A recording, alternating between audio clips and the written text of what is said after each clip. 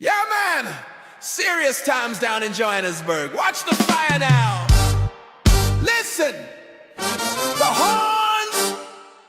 Oh, yeah. The stage was set, the lights were low for the big G20 show.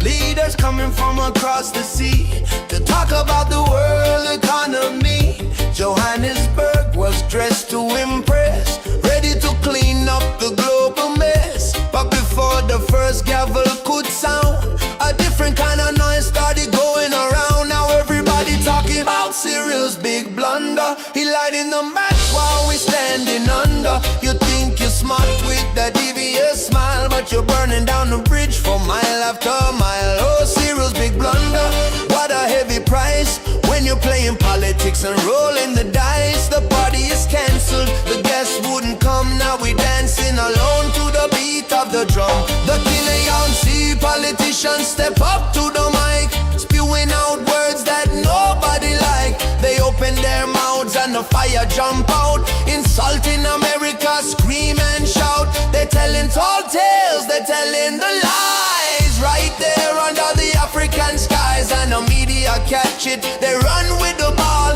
they amplify the noise until the whole thing follow. Talking about Cyril's big blunder, he lighting the match while we standing under. You think you're smart with that devious smile, but you're burning down the bridge for mile after mile. Oh, Cyril's big blunder, what a heavy price when you're playing politics and rolling the dice. The party is cancelled, the guests wouldn't come. Now we dancing alone to the beat of the drum. Yeah. Watch the house of cards, they're tumbling over. Yeah, blow it down, what a mess. I look at the president sitting up high, I see that little twinkle in his eye. He cracking that smile, that devious grin, while the diplomatic ice is getting very thin. You think the eagle gonna take that heat? Nah, sir, they won't take a seat. No Uncle Sam at your Josie party. You chase them away, you're acting too hearty. It's Cyril's big blunder, he lighting the match while we standing under. You think you're smart with that devious smile, but you're burning down the bridge for mile after mile. Oh, Cyril's big blunder, what a heavy price when you're playing politics and rolling the dice. The party is cancelled, the guests wouldn't come. Now we dancing alone to the beat of the drum. Yeah, yeah, they staying away America now come to Johannesburg today. You set the house on fire, man, what kind of plan? Cyril, wipe that smile off your face. It's a disgrace. No, sir. No, sir.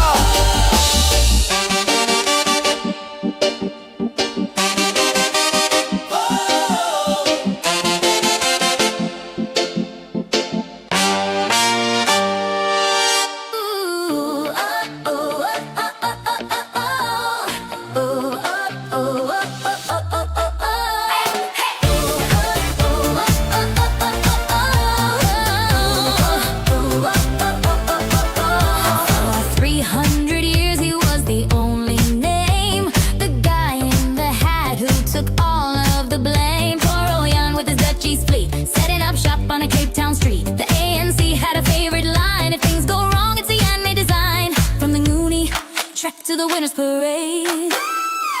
Every single debt was a price Jan paid. Oh, the history books are getting a rest. We found a new guy to put to the test. Put away the portrait, stole the old quill. There's a brand new villain for the political bill. We're trading in the Jan card for a Trump card. It's a shiny new way to play the blame game hard. Is the power going out? Is the road full of holes? Don't look at the budget or the voter polls. Just flip that card. See the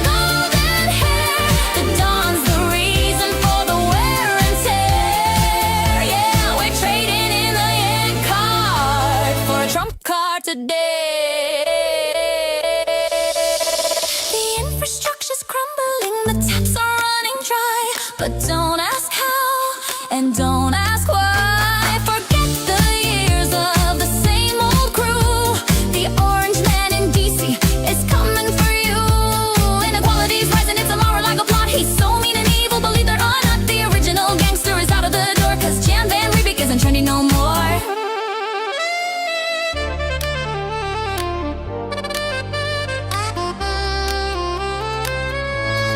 He's the new scapegoat, the fresh alibi. Whether the promises turn to a lie.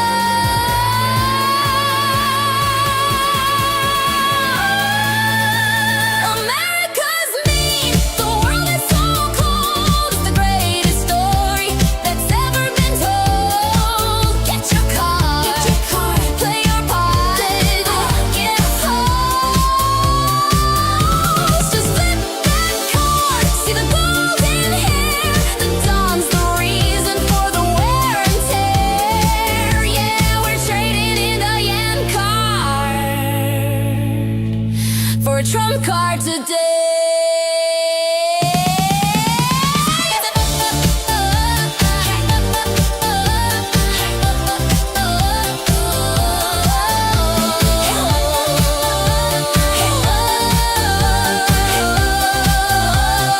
Bye-bye, Jan. See you later. Hello, Don. You're the hater. It's all his fault now. Every single bit of it. Check the card, baby.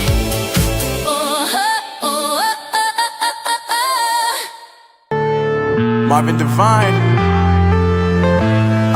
I'm saying bye to all the lies and all the times you cried, saying that I wasn't right, yet I was right by your side. You manipulator, playing games, your friends commentators, and I don't know what you say about our private conversations, but it's got them hating. Thanks to all the rumors you be claiming. It's cool, I'm done with you, so they can throw you a celebration. You gon' hate it when you see me with somebody living better. I'm trying to tell you that me just doing me gon' have you jealous.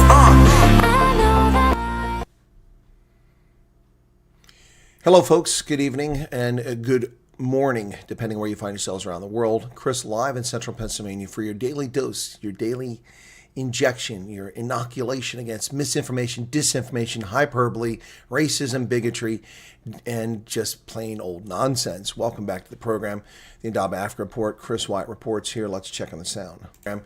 Sounds pretty good. Well, let's begin today's program with my op-ed, my opinion editorial. And my monologue is as follows.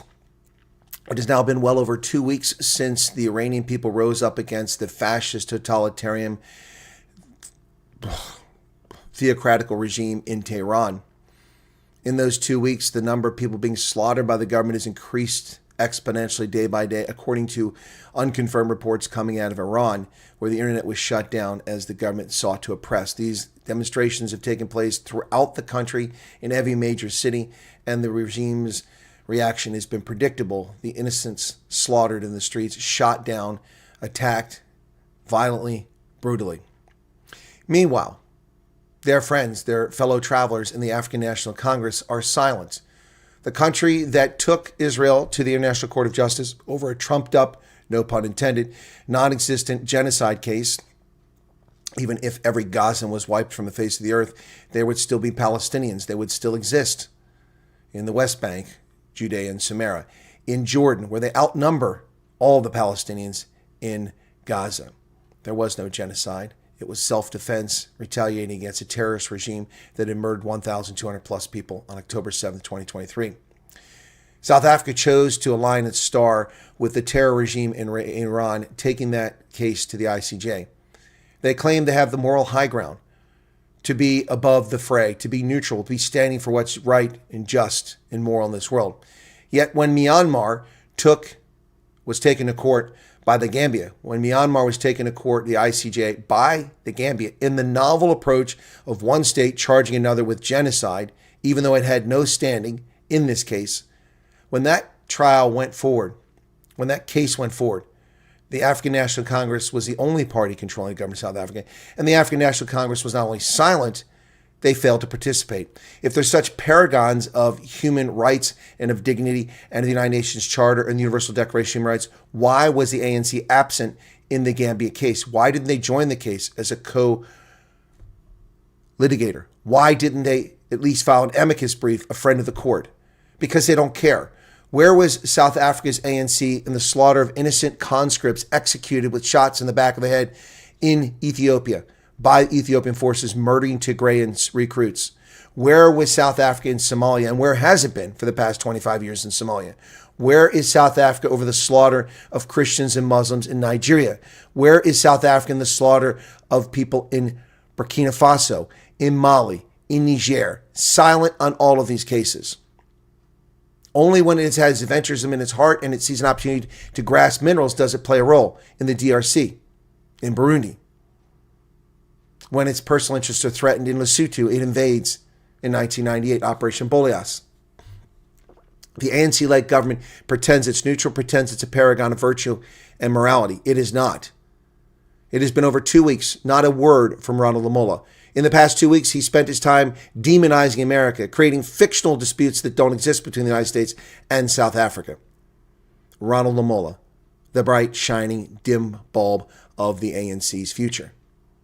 Cyril Ramaphosa, nary a word to say about this. The ANC's Secretary General Fikeni Mbalula, too busy making up stuff. And Gwede Mantashe, too busy insulting black youth to be bothered with what's happening in Iran. Why are they not caring about what's happening in Iran? Because they're fellow travelers, fellow totalitarians who love control of the population while they live high off the hog. They don't care about equality, human rights, the Constitution. These are just obstacles to their total control. The ANC's silence equals complicity in the slaughter of innocent civilians in Iran, martyrs to freedom. The only world leader standing up to this horror going on in Iran is Donald John Trump. But the rest of the world doesn't ally itself with Iran. South Africa's ANC does. They are friends and partners and fellow travelers. At this stage, ladies and gentlemen, South Africa under the ANC-led GNU is little more than a colonial outpost for the Chinese communists who enjoy perks and privileges and unlimited exports to South Africa while they constrain American exports to South Africa, claiming that they're uncompetitive and dumping. Well, the dumping that's going on is Chinese and Indian automobiles in South Africa. That's the dumping that's going on. It is a colonial outpost of the Chinese communists and, by extension, the theocrats in Tehran. ANC silence equals complicity. The ANC is complicit in the murder of thousands of Iranians by its silence. By saying nothing, the ANC endorses what is happening in Tehran, in Bandar Abbas, in Homs, throughout Iran. This is not a good look for the ANC. Of course, neither was their 114th birthday party at Moorlang Stadium instead of going to Royal Bafokeng, a much better stadium with better access points and much closer to the population centers. But going north of Pilanesberg to remote Moorlang, where they couldn't even draw flies at a stadium of 20,000, an embarrassment. The ANC is becoming irrelevant in 21st century South Africa through its own inaction, its own incompetence, its own corruption, and a cadre of incompetent nitwits as ministers. Today, the Democratic Alliance, 2 weeks into this, finally found their voice and urged Ronald Lamola to call out Iran for its abuses. This is a cynical election year ploy. If the DA gave a shit about the Iranian people, they would have been talking a week ago or even 10 days ago. They don't give a shit about what's happening in Iran. Another leftist party that has allied itself with the ANC to the detriment of all South Africans, black, white, and brown. And that's my opening monologue. What say you, folks? What do you say? What do you have to say about that? Anybody? Well, it's a little bit dirty there. I'll try to clean that off a little bit.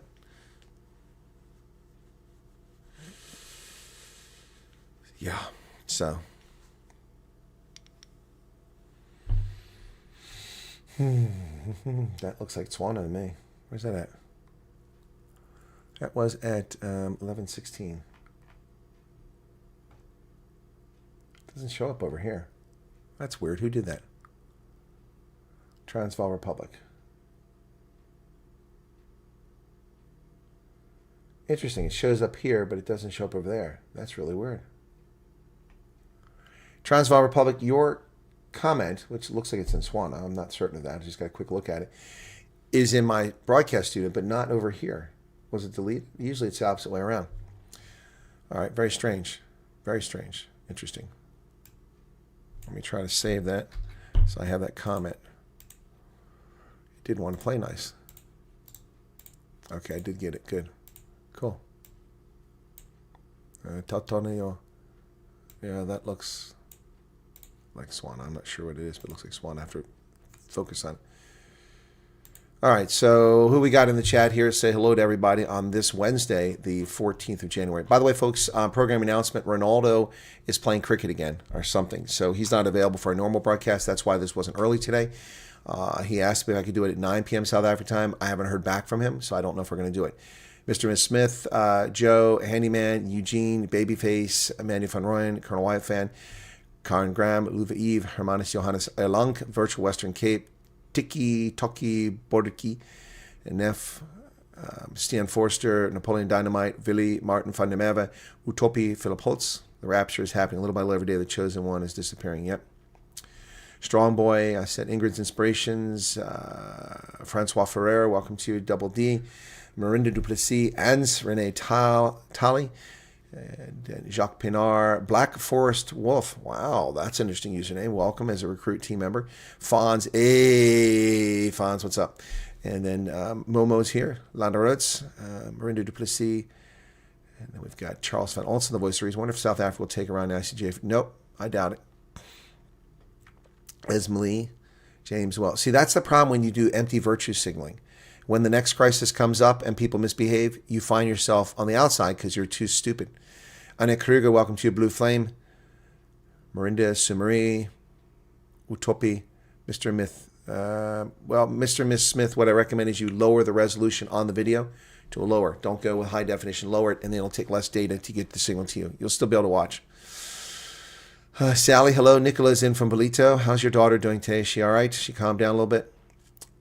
Okay, Nikki Hayton, Napoleon Dynamite, Heinrich Geneda, Road Captain Kev, Francois Fenta, El Marie, Faith Over Fear, I like that. Lucinda Summers, Jean Williams, welcome to you. Swearim DJ, hey Swearim DJ, a long time no see, man. Hendo's here, Eugene DeVette, and Anthony Nodier. I'm reading all the names, give you a chance to respond to my comments, my op-ed. Saf Loading, Ingrid's Inspirations. I'm not going to get everybody here. There's a lot. Marissa Besselar on the move. RVC. Blackie just subscribed. Thank you for that. Jonathan Hess. Hank Adrian say another OG there. Yuri Ostoisen, welcome to you. What's this? And then what else we got here? After careful self-assessment, I've been diagnosed with chronic hotfolitis. That's good. Dylan Combrick, welcome to you. Debbie Jordan, I'm skipping someone. Christoph Van Artem now. Vilma, welcome to you. Bandit. And then WF Seeley, Barbie. Vitman in Africa. White man in Africa. Handyman. All right, content creator Nicolette. Welcome, guys. Amanda DeBeer. Yeah, so that's my opening op-ed, and any thoughts on that one anyway. Mad Max having computer problems. Yeah, the ANC's probably targeting.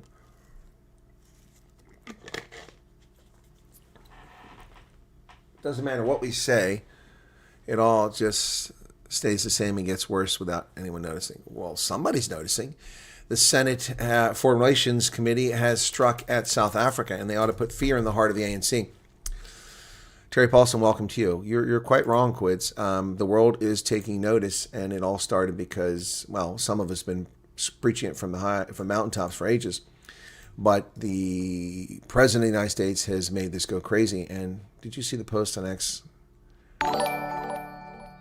Yeah, no, I saw that. Safety of shipping lanes. The people that are participating in the safety of shipping lanes are the people that interdict the shipping lanes and endanger it. The Chinese. They're the ones endangering maritime safety in the South China Sea and the Straits of Malacca. The Chinese. It's hilarious. The very architects of disorder, the evil axis of evil, are the ones trying to pretend that they're protecting things. The world is changing before our eyes. It is. And Trump is the fulcrum that's making a change. Yep. The ANC has shown the true colors for expropriation and which side they have chosen with this naval exercise. Exactly. You're 100% correct. Here we go. The Senate Foreign Relations Committee Chairman, Senator James Risch, Idaho, Republican. South Africa's ANC-led government foreign policy hides behind a claim of non-alignment, yet its military host drills with America's chief adversaries. Any promise or deal this government offers Washington is meaningless when its actions signal open hostility towards the United States. President Trump is right to treat South Africa's government for what it is, an adversary of America. That is why the United States should take a stronger action against South African government. The time for envoys, bureaucratic reviews, or business deals bridging the gap has passed. That's the chairman of the Senate Foreign Relations Committee. That is one of the most powerful people in America. Meanwhile, let's turn attention to one of the biggest losers in South Africa. One of the biggest losers in South Africa. James Duvall says, how does it feel to be proven correct in everything you said thus far? Well, James, it's rewarding to be correct about my analysis, whether it's the refugee program, whether it's the DA, whether it's the ANC, whether it's the elections. You know, it's a lot of hard work. It's bringing a lot of skills and experience together and making the calls when others are unwilling to do it. What other analyst told you that the ANC was going to get 38 to 42% of the election in November of 2021? Who told you that? People didn't start telling you what the ANC was going to get until about 9 days before the election. Then they started guessing using polling data. I looked at the underlying issues and the impact and what was happening to the ANC cratering from within, and that was my prediction. And yes, the ground truth changed. For instance, the formation of the MK party was unforeseen. I didn't see that coming, but the ANC was gaining strength, and the MK party pulled that strength back, and I kept my assessment. No, it feels amazing. It would be nice if 2 million people recognize that and subscribe to this channel. It would be really great. I don't think the shadow ban is still in effect anymore. I think it's kind of died off a bit right now, which is nice.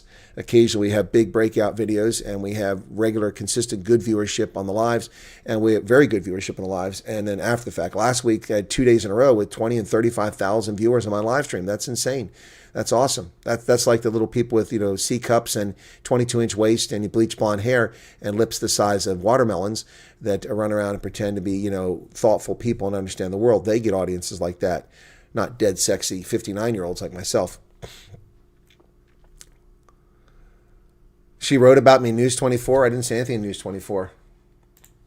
Really? News 24? Okay. I'll see if I can't find that.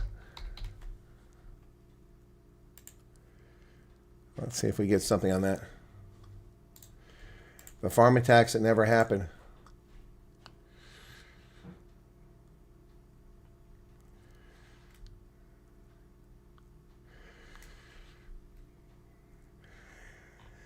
All right, so here we go.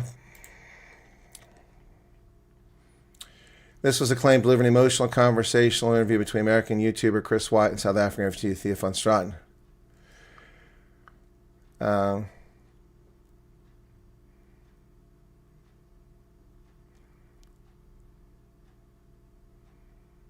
It's clear from Wyatt's response he wouldn't let the truth get in the way of a good story in a popular monetized YouTube video.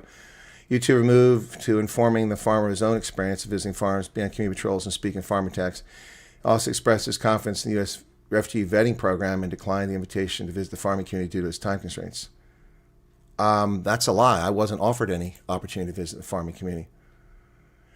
Shortly afterwards, Wyatt appeared in an interview on Biz News. During the interview, journalist Chris Sten mentioned they received allegations that one of the refugees' claims may have been exaggerated. Business did not mention the allegations came from a neighboring farmer. Once again, Wyatt maintained his position, simply stating that there were false claims. The refugee was prone to exaggeration. They shouldn't be harmful to the community.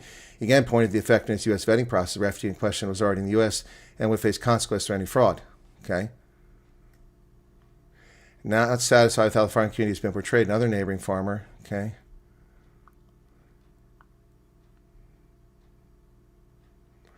In November 2025, I conducted a telephonic interview with Thea van Straten's husband. Wyatt challenged me to question the husband's credibility, pointing to allegations of stalking, suggested the guest farm was not operational. Once again, sidestepping the farm attack claims that were disputed. No, I addressed the allegations she made. As someone who's tired of South Africa being used as a political prop and turned into a cautionary tale, especially right-wing circles with fellow South Africans being cast as villains, I pushed back. She booked a combination, Silence Voices. Bianca von Wyk is a workplace training developer and facilitator, social justice advocate, content creator with an interest in discourse in South Africa. That's comical. That's comical. This is an opinion piece. No, not Skip. There is slander here. Slander in this. She's very careful, but also look at this picture here. That's not an image of me. That's an altered image of me used for her video. Yeah, I really think that she really wants me to date her, but I mean, I don't want someone's 45ths. I'll pass. I'll pass. She is vile and repulsive. And News 24 proves it's unbelievably, they give her all of this space. See, this is selective listening. I was never invited to this farm. I don't know what she's talking about. Never invited to any farm. Never invited to any farm. I've been to a farm. Yeah, state-owned media.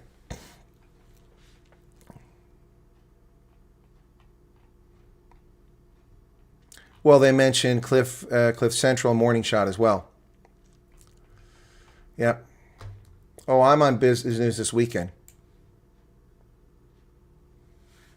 Yeah, the brain cell that never developed. Yep. It's an AI picture, exactly. That's right. They give her a platform because she suits a narrative. And she selectively comments. I mean, this is comical here about how I sidestepped the farm claims. I didn't sidestep the farm claims. I don't have information on that, and I freely said that. She's a lying sack of horse shit. I never said anything on farm claims because I have no information for it. I'm not there. I freely stated that I'm unable to travel to the farm. I wasn't invited. She lies.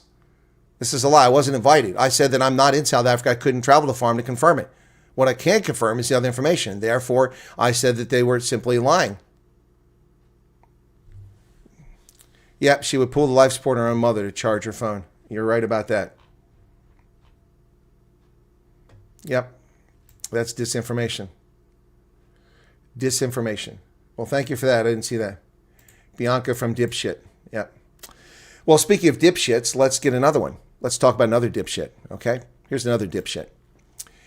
Carl Niehaus. This afternoon in the National Assembly, when the House was dealing with the vote for the Defense Amendment Bill, I asked the Minister of Defense and Military Veterans on behalf of the EFF about whether, in light of the USA's aggressive posture to South Africa, she will urge President Ramaphosa to forthwith increase SANDF to at least 15.5% of GDP in order for us to confront the threats posed by the USA. I also urged the minister to agree that additional resources must urgently be allocated to develop nuclear armaments program as an essential defense deterrent. Not only is he stupid, he's a lunatic. He's an absolute lunatic. Develop nuclear weapons. South Africa's disavowed nuclear weapons, one of their proudest acts. Well, the Democratic Alliance begins to find its voice, calling on Ronald Lamola to report Iran to the UN Rights Council. Why haven't they? Where is this bright shining light of dimness? Opposition party urges South Africa to oppose oppressive regime. DA's petitioned International Relations Cooperation Minister Ronald Lamola to report the Islamic Republic for human rights abuses. In a letter written to Lamola, which this publication has seen, DA spokesperson on International Relations Cooperation Ryan Smith describes response from Iranian authorities as bone-chilling. The response from Iranian authorities to quell civil uprisings and reaffirm brutal state control is nothing short of bone-chilling. As we speak, the death toll from the violent crackdown by the Iranian government led by Iran's supreme leader Ayatollah Khamenei is reportedly nearing 3,000 as rampant anti-government protests and demonstrations sweep the country.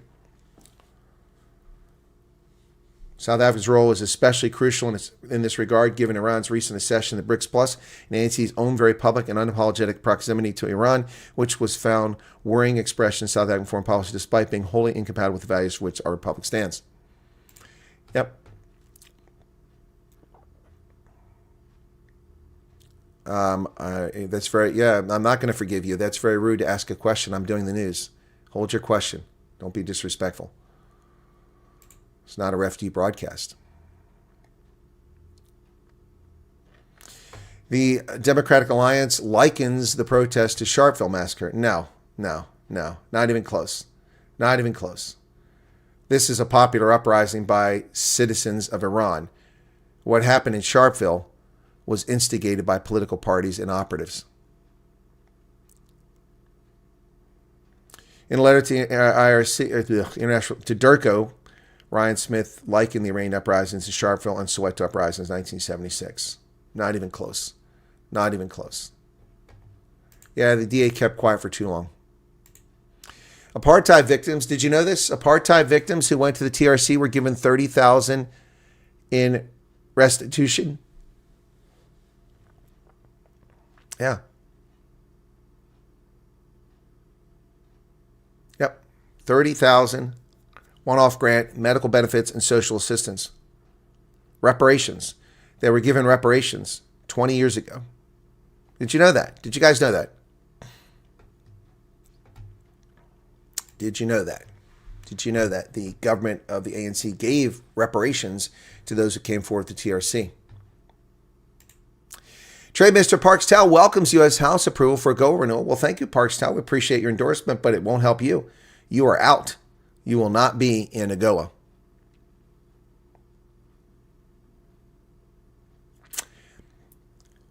He welcomed the approval by the House of Representatives for a bill that would renew Washington's preferential trade program for Africa for another 3 years. He said renewing it would provide certainty and predictability for African and American businesses that rely on the program. He's correct. A very smart response on his part. He didn't say anything about South Africa because South Africa will not be part of it. SANRAL has shut down the N3 beginning on January 20th. South African National Roads Agency has alerted motorists to complete road closures on the N3 highway to facilitate blasting next week. Temporary rolling road closures are to allow for blasting next to the N3 Market Road overpass bridge as part of the ongoing construction between Gladys Manzi Road and New England Road interchange. So, there you go. Closed on Tuesday the 20th, Wednesday the 21st, and Thursday the 22nd from 3 to 3:30. So a half hour each day. It's the N3 full closure both directions from Ashburton Interchange to New England Interchange 3 days in a row. That's crazy. Gwede Mantashe, the man who likes to insult African and black youth, has tried to clarify his remarks. He tries to walk it back. He said he wanted to encourage activism. Activism? How about you encourage your retirement? ANC National Chairperson and Mineral and Petroleum Resource Minister Gwede Mantashe sought to clarify his idiotic comments about youth unemployment. I'm fighting young people here. They've accused me of saying they're lazy, and I deny that. That's exactly what you said. That's not what I said. I didn't use the term lazy. Okay, buddy. You can go back to my interview. You will not find lazy. I'm making a point that we will only defeat unemployment if we are activists. If we are sleeping, we will not defeat it. We must be activists. What the fuck does that mean, activists? The ANC has given you a fishing rod. Must it now catch fish for you? Yeah, he's saying you're lazy. You can parse your words, Gwede, but it's still the same. Minister John Steenhuisen for foot and mouth disease, finally acting up here, almost 15 months after the fact, 14 months later. Steenhuisen unveils decade-long vaccine drive to stamp out foot and mouth disease. South Africa will embark on a decade-long national vaccine campaign to curb the outbreak of foot and mouth disease. The initiative, framed as a monumental task, will also see the department asking Cabinet to declare the outbreak a state of disaster in the hopes of mobilizing law enforcement to handle movement and control of stock. All I can tell you is that for the next decade, I will not eat South African beef. Ain't going to do it. Ain't going to do it. And he waited 14 months. Dalian Pofu is angry, says that sexist, racist misconduct charges against him. Sexist. Advocate Dalian Pofu claims the 4 professional conduct charges Legal Practice Council instituted against him are driven by racist and sexist anti-Mpofu bias. According to Mpofu, his being tried for basically claiming that now Deputy Chief Justice Dunstan Mlaba was the subject of sexual harassment was destined to further bring the judiciary into dispute by dragging the then Judge President into unsavory frivolities. No, frivolities. It's not even spelled right. It's supposed to be frivolities and or controversies. Okay. Dalian Pofu is so busy trying to be relevant. Yeah, I won't be eating South African beef anytime soon. Minister Steenhuisen is pushing for a state of disaster over the foot and mouth crisis. He'll ask Cabinet to declare foot and mouth disease a national disaster as he unveiled a 10-year plan to tackle South Africa's crippling outbreak. Good luck with that, John. DA insiders say they are seeing red over the party's abuse clearance of John Steenhuisen for his credit card. The money in DA account comes from tithes that public reps pay every month from their salaries. This worries me because there are public reps in rural areas who earn very little compared to those in the metros. Really? They earn the same pay. How do they earn less? It's unacceptable that their money was used by someone who earns an enormous amount of money, millions per year. How dare he use his DA credit card to pay for his personal stuff and get away with this? It's a cover-up by the Federal Legal Commission aimed at clearing the way for John to win his second term as party leader. That is a comment that is not attributed to anybody. It's clear John did spend money for his own use. This alone is enough to have any other public rep get suspended, but John was allowed the opportunity to continue to function as normal. On the FW Declare Foundation score sheet, Deon George ranked 4th with a score of 76. Steenhuisen was ranked 18th with a score of 60, yet George was fired, apparently for not performing. Looking at their scores, it's obvious to see who the person is actually not performing. And with John having such a low score, what gives him the right to score or assess Deon's work? And now he's cleared when there's enough evidence that he abused a party card.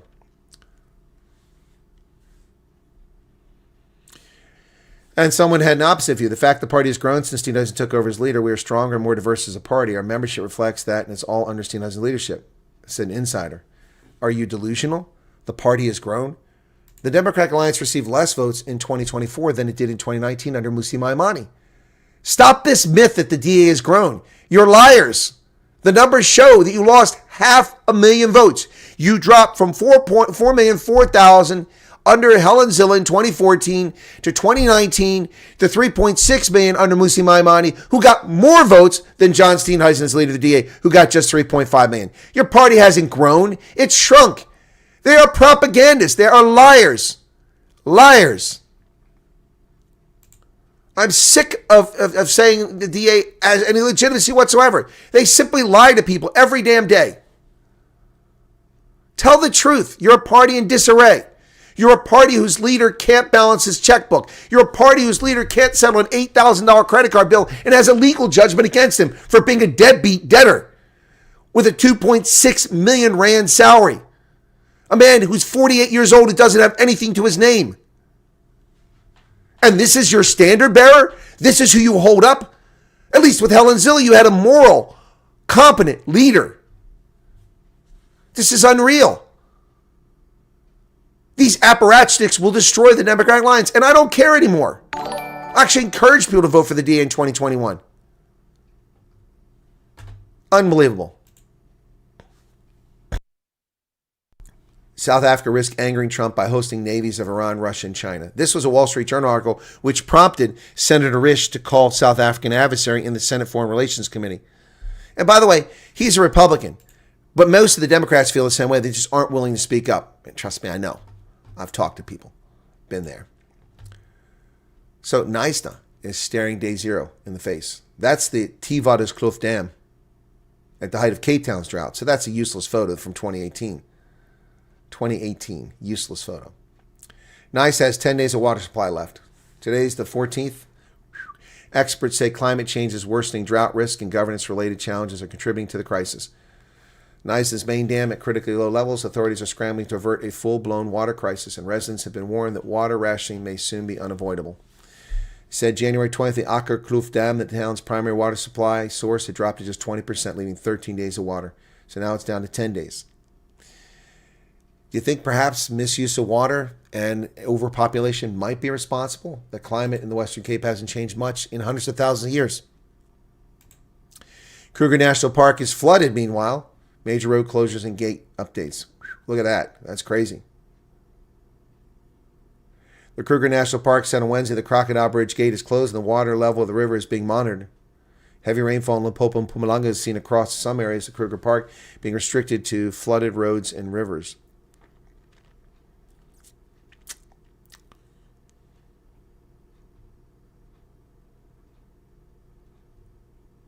Wow. Pretty crazy. That's hectic.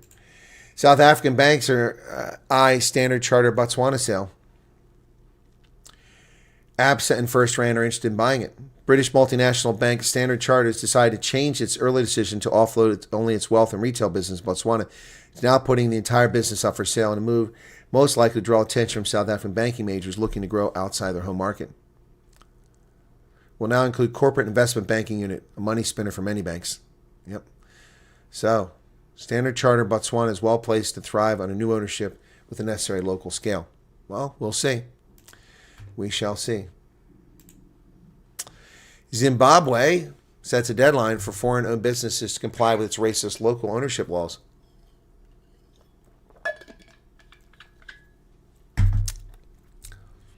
Zimbabwe's government has instructed foreign nationals operating in sectors reserved for locals to submit regularization plans by January 31st. The regulations, formally titled Indigenization and Economic Empowerment Regulations, strengthen the government's policy of reserving certain areas of the economy for Zimbabwean citizens and limiting foreign participation. What this story doesn't tell you is it reserves the sectors for black Zimbabweans who are not indigenous to Zimbabwe,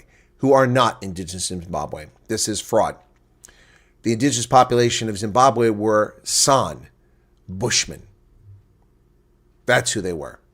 Pushed into the Kalahari by the impending encroachment by Nguni-speaking Bantu peoples coming down the Rift Valley, crossing the Zambezi into Zimbabwe, and colonizing it.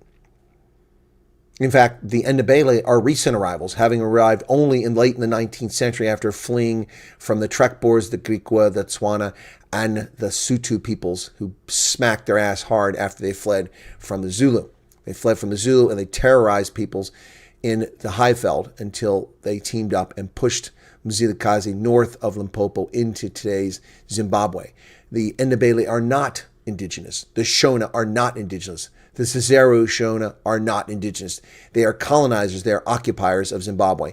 And any indigenization law means that it all needs to be turned over to the 5,000 or so remaining Bushmen who live in Zimbabwe. Benin is offering citizenship to the African diaspora with the help of agitator Spike Lee. Isaline Attali, a native of the Caribbean island of Martinique, has been living in Benin for nearly a year before she learned her family's connection to the West African country went back much further. Genealogical records confirmed her great-grandmother on her mother's side was born in what is now Benin. At the height of transatlantic slavery, was trafficked across the ocean. Her great-grandmother.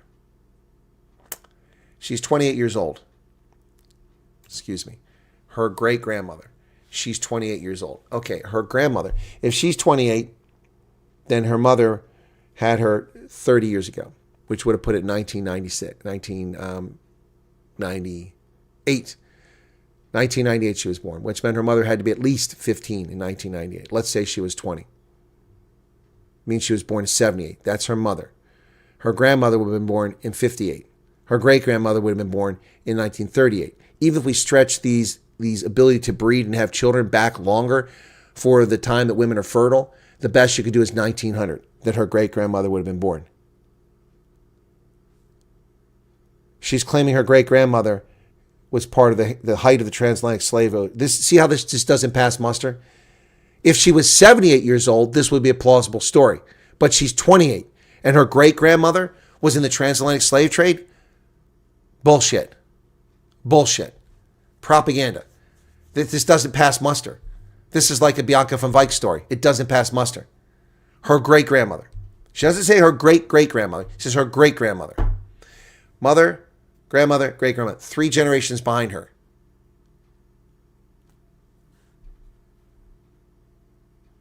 The discovery last year prompted the 28-year-old content creator to enroll in a new program offering Beninese citizenship for people of African descent. My Afro Origins program is an important piece of President Patrice Talon's plan to raise the country's profile. For me, it's a source of pride. It feels like my journey has come full circle. Well, I don't know about your journey coming full circle because you're living in a delusion. Lady, your great-grandmother wasn't in the transatlantic slave trade. She wasn't in the transatlantic slave trade. That's simple bullshit. Her great-grandmother probably was, but you weren't. Ow.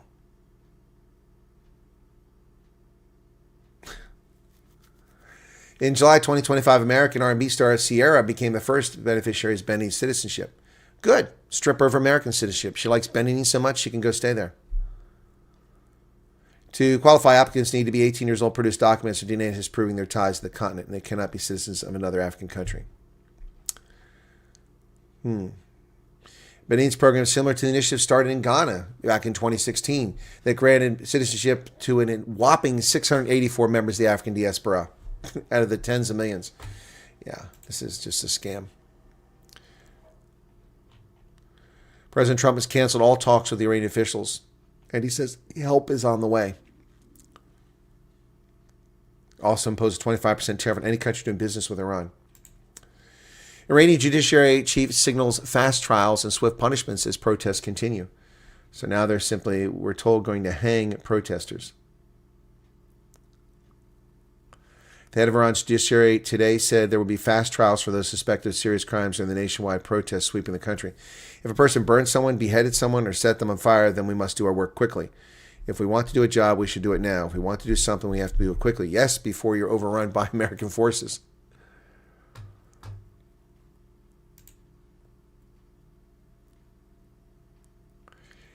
Here comes the racist soul rebel with his racist bullshit. What's your problem with someone trying to find culture?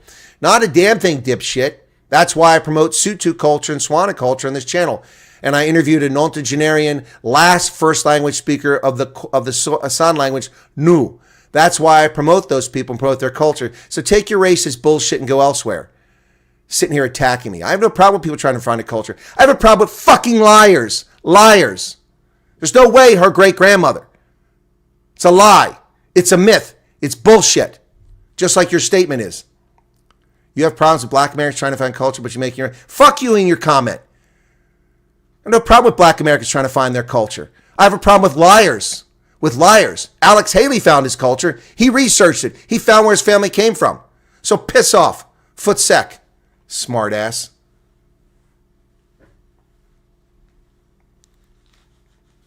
The trolls are here with their little racist bullshit. Coming into content, don't know shit about this content, don't know shit about me. You fucking loser. Appreciate your bullshit.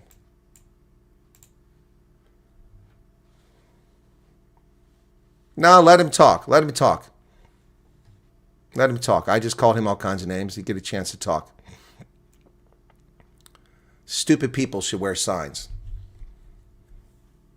You can't distinguish legitimate criticism of a lie. It's a lie. It's a lie. Just like Ghana's citizenship for the diaspora was a lie too. 684 people over 10 years. That's 64 people a year. It was a marketing gimmick when they introduced it.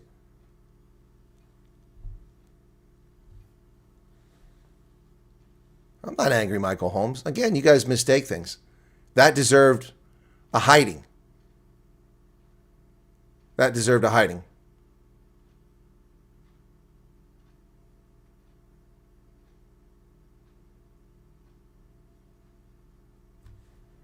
Boy, they're in force today. I see several of them there. My moderators ain't doing shit about it. I'll take care of it myself.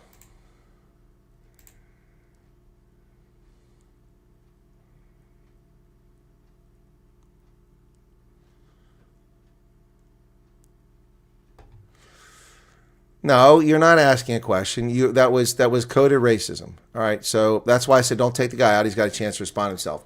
You support my channel. Then why do you come to that conclusion?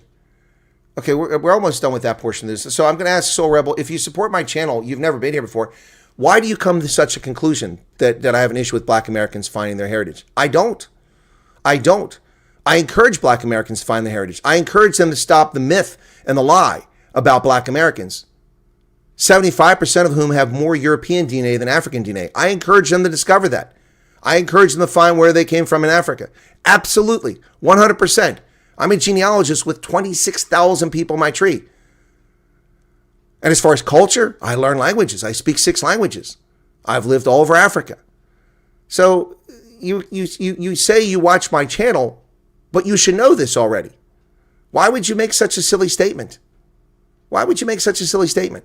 If you actually watch my channel.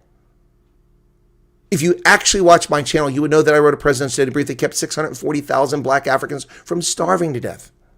You wouldn't write such silly things. So I question your statement about watching my channel and supporting it. If you're a supporter of my channel, then you wouldn't say such silly things. You wouldn't say such silly things. Well, the Iran protest, military on high alert, concerned the U.S. will attack.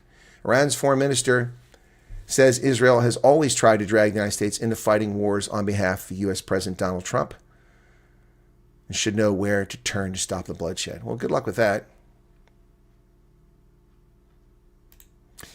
And speaking of which, I'm also the person who takes a lot of flack from people on the far right for telling the truth about the origins of the Afrikaner people, which is overwhelmingly German first, then Dutch, then French. You can know, oh, by the way, a bit of Khoisan and a little bit of Malaysian, Indonesian in there too for many of them. Some of whom deny that, but I tell the truth. Sorry, Marilyn. Exactly. Some Afrikaners are more African than some Black Americans. That's true.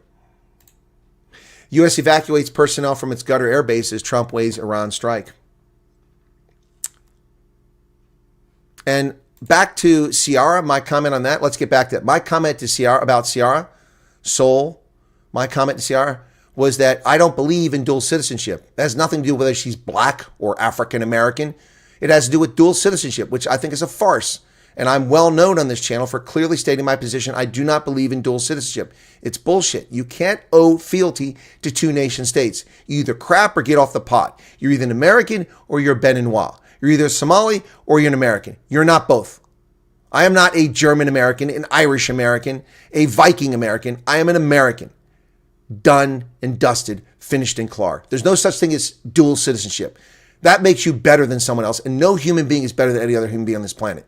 So that's a pretty clear statement of my position, which has been articulated repeatedly for the past 6 years in this program. And anybody that actually watched this program knows that. And they would have inferred from my comment nothing about Black and everything about dual citizenship.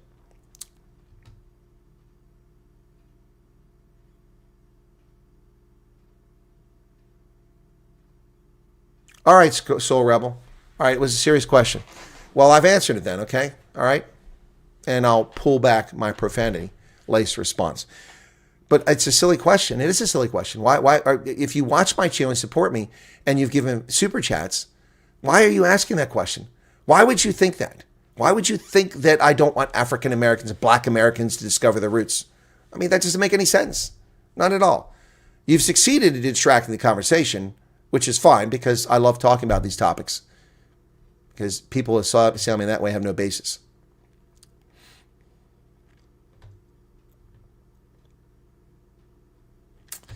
U.S. is evacuating its personnel from Qatar, which might be a preamble to a strike in Iran. Meta blocked 544,000 Instagram and Facebook accounts to comply with Australia's censorship laws. Wow. It started blocking access to affected accounts on Facebook, Instagram, and Threads on December 4th. By December 11th, the day after the ban went into effect, they removed 544,052 accounts belonging to people we understand to be under the age of 16. Well, the censorship regime is in full swing in the fascist, totalitarian continent of Australia. Unbelievable. A controversial Islamic prayer hall announced its closure after council crackdown. Sydney's Al Madina Dawah Center has announced its permanent closure weeks after assuring congregants that it would remain open. The controversial Islamic prayer hall, led by preacher Wasim Hadid. Preacher? When did he become a preacher? Aren't they imams? Look at how they changed the language here. Wow. Well, Australia is confused about who Australia is. Oh, I can get hyper over a question when it's coded. Absolutely. Crane falls on passenger train in Thailand, killing at least 31. Authorities said there were almost 200 people aboard. The accident happened northeast of Bangkok. Man. A crane fell on a train with about 200 passengers and crew members aboard in northeastern Thailand on Wednesday, killing at least 31 people and injuring dozens others. 9 a.m. Special Express train number 21 was traveling in Nakhon Ratchasima province, carrying 195 people, and the crane collapsed on it. At least 31 people were killed and 64 others were injured. Good Lord. That's insane, man. That's insane. Japan's new prime minister is calling a snap election. Good luck there, lady. Sade Takachi hopes to boost power just months after taking office. Japanese Prime Minister Sane Takachi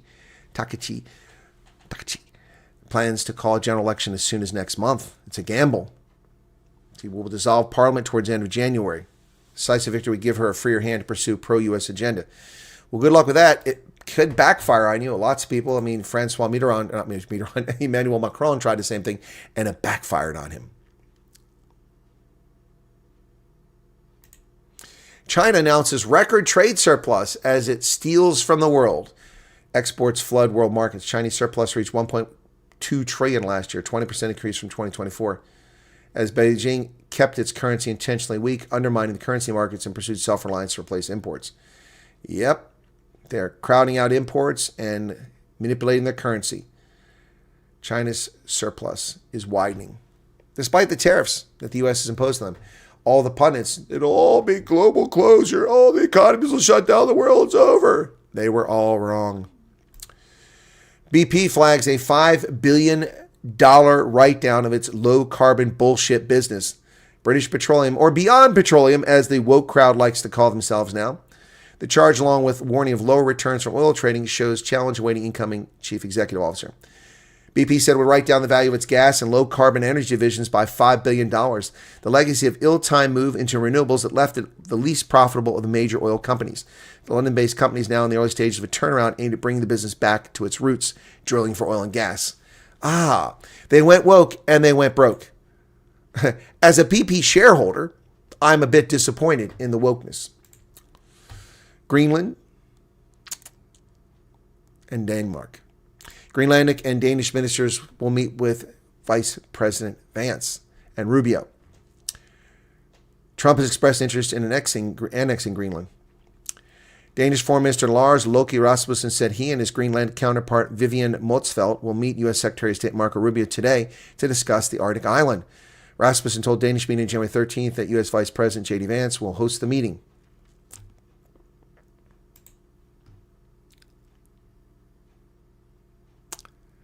A Soul Rebel, I've addressed your comment, and I even apologize for profanity, and you're still going on about calling it a simple question. Drop it. You got what you asked for. Trump administration is talking about Greenland. President Trump doubled down today on his insistence the United States needs Greenland hours before the foreign ministers were set to meet. Anything less than U.S. hands is unacceptable. Ooh, my goodness. Well, that's not good. What's going to happen there? Trump hints at Iran decision as advisors meet to prepare strike options. So what are we going to do, President? We're running out of time here. As the President signals assistance to anti-regime protesters, some political allies remain cautious about attempting another high-risk operation or triggering a wider war. The President indicated that the time for negotiations with Tehran had passed, saying in social media Tuesday morning that he had canceled all meetings with Iranian officials, but some political allies are warning against the dangers of entanglement. And they're right for that. There are ways to intervene, but what are the ways? It's not like we can go into Qum or into Tabriz or Mashhad or Awaz, Isfahan, Kerman, Bandar Abbas, or Tehran and just take over. Life is not that simple. Life is not that simple. Donald Trump will cut funding to sanctuary cities. Good.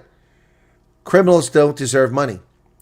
President Trump announced today will stop federal funding to sanctuary cities and states on February 1st as he escalates the efforts to crack down on criminal alien invaders and the jurisdictions that harbor them in violation of federal law. Effective February 1st, no more payments will be made by federal government to states for the corrupt criminal protection centers known as sanctuary cities. If states want them, they'll have to pay for them themselves. Exactly. Why should I pay for criminals being harbored by these states? Trump made an obscene gesture and mouths an expletive at Detroit factory heckler. As far as calling him out, definitely no regrets whatsoever, the heckler told the Post after a video captured Trump twice mouthing F you and raising his middle finger. President Trump made an obscene gesture with his middle finger and mouthed an expletive to a factory employee who shouted at him in a tour of a Ford plant. A cell phone video captured Trump, who was visiting the Ford F-150 plant in Dearborn, twice mouthing F you as he pointed to someone calling to him from the factory floor. The president subsequently raised his middle finger towards the heckler and continued walking. Out of frame, the person can be yelling pedophile protector. Really, Donald Trump is the one who released the Epstein files. Donald Trump is the one who told Congress to pass a law which he could sign, demanding that the rest of the files be released. Donald Trump is the one that requested that the grand jury testimony be released, even though judges ordered it. No, it wasn't Trump who held it. It was the grand jury that kept it back. It were the federal judges who prevented these documents. And Trump has released the Epstein files in 5 tranches. This is a tempest in a teapot. Much like I don't think that black Americans should pursue their ancestry. That's a tempest in a teapot. It's nonsense, utter nonsense. Trump has released more records. This is just nonsense. These fake conservatives who are obsessed with their salacious desire to read about pedos.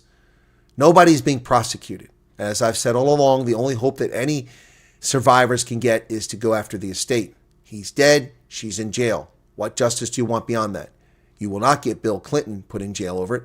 You will not get anyone put in jail over it. And all it's done is cause chaos instead of focusing on the world.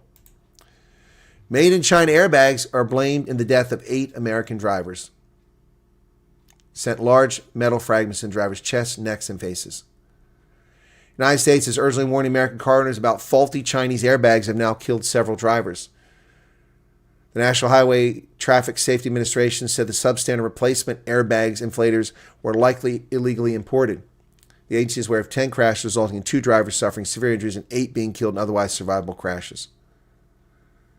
The Chinese manufacturer says on its website that airbags are prohibited from being sold in the United States. We do not do business in the United States, and any of our products are prohibited from being sold in the United States. Yes, because they're death traps, and whoever brought them in illegally should be punished for it. That's a culpable homicide for the death of 8 Americans with cheap Chinese garbage. Why are you manufacturing airbags that shoot metal fragments at people? Department of Justice attorneys in Minnesota resigned after they were asked to probe the lesbian partner of Renee Good, who instigated what happened. Multiple Department of Justice attorneys have left the agency after department leaders refused to investigate last week's deadly shooting. 4 prosecutors of the DOJ's Criminal Investigation Unit resigned from their roles following a decision by Assistant Attorney General for Civil Rights Harmeet Dillon to not probe the shooting that claimed protester Renee Good's life. The video showed Miss Goods drive into a street. Anyway, so her wife can be heard saying, "Drive, baby, drive." And the Justice Department told these prosecutors, see, they're claiming it's because they won't investigate the officer who shot this woman who attempted to murder him. Well, he has been found in a justifiable shoot. It's been investigated. It's done. So there'll be no civil rights violation because there was civil rights violated. It was a justifiable shoot. The appropriate use of deadly force was applied. She applied deadly force, and he did in kind. And she's the one that is not around. So the Justice Department wanted the prosecutors in Minnesota to investigate the wife who instigated the event, and they refused. That's why they resigned, not because of the other situation. The FBI executes a warrant for a Washington Post reporter's home. The search came as part of an investigation of a government contractor accused of illegally retaining classified government materials. The FBI executed a search warrant Wednesday morning at FBI Washington Post reporter's home as part of an investigation into government contractor accused of illegally retaining classified government materials. So, the left will scream, this is an abuse of free speech, and I will say, wrong. Wrong. The government has a responsibility to secure all classified materials and protect the sources and methods used to gain that information. That is likely what they're doing. If they go beyond the scope of that, then we have a problem. But if they're there to collect classified information that was illegally shared, that is their legal responsibility. If they go beyond that, then we'll have an issue. So let's wait and see how this rolls out and what happened there. But I suspect they went to get classified information. A former Navy sailor has been sentenced to prison as yet another spy for the Chinese. He sold secrets to Chinese intelligence for just $12,000. What a dipshit. That's the USS Essex in dock in Seattle back in 2014. A San Diego-based former Navy sailor convicted of spying for China was sentenced to more than 16 years in prison. Chinese-born Jin Chao Wei was convicted of espionage. Why is Jin Chao Wei in our Navy? This active-duty Navy sailor betrayed his country and compromised national security for the United States. Wei, the 25-year-old, was convicted of 6 crimes, including espionage, conspiracy to commit espionage, unlawful export, and conspiracy to export technical defense data. Why in the world are we allowing Chinese to enlist in our Navy? This isn't the first one. Only 16 years. Should have gotten life. President Trump moves to revoke the citizenship of naturalized citizens who commit fraud. President Trump vowed to revoke the citizenship of naturalized immigrants from Somalia and elsewhere who were convicted of fraud during a speech January 13th. We're going to get them the hell out of here fast. Well, we'll see how fast it is, President. We'll see how fast it is. I'm not going to hold my breath on that one. We've heard this story before. Well, here's a concerning situation, and I'm actually going to defend this lady to some degree, not her comments. She made a Facebook comment about her mayor, and then the police arrived. Rachel Pacheco says she was asserting her right to free speech. Miami Beach police said they dispatched officers to assess whether there was a safety threat. So I haven't read all of her posts. I'm only reading what the Washington Post has published. So I will allow for the fact that this isn't all the information, because the Washington Post is notorious for omitting details that are essential to assess the story, not informing its readers of all the information. So it's possible that she said something that was genuinely threatening that we haven't seen published here. But the information published in this Washington Post story is not inflammatory. It's not dangerous. It's not a threat to the mayor. This appears to be thuggish, Nazi-like, fascist, totalitarian oppression of free speech. And I agree, based on the limited information that's available here. But I reserve judgment based on the fact that I know the Washington Post is an illegitimate publication that lies to its readers. So let's go forward. She began recording her phone Monday as she opened her front door to a pair of police officers outside. They told her they had questions about a Facebook comment she'd written. "Is that your account?" one officer asked. The other held out his phone, showing a message Pacheco had written days earlier about the mayor of Miami Beach, where she lives. My response, Fifth Amendment. Bring a warrant.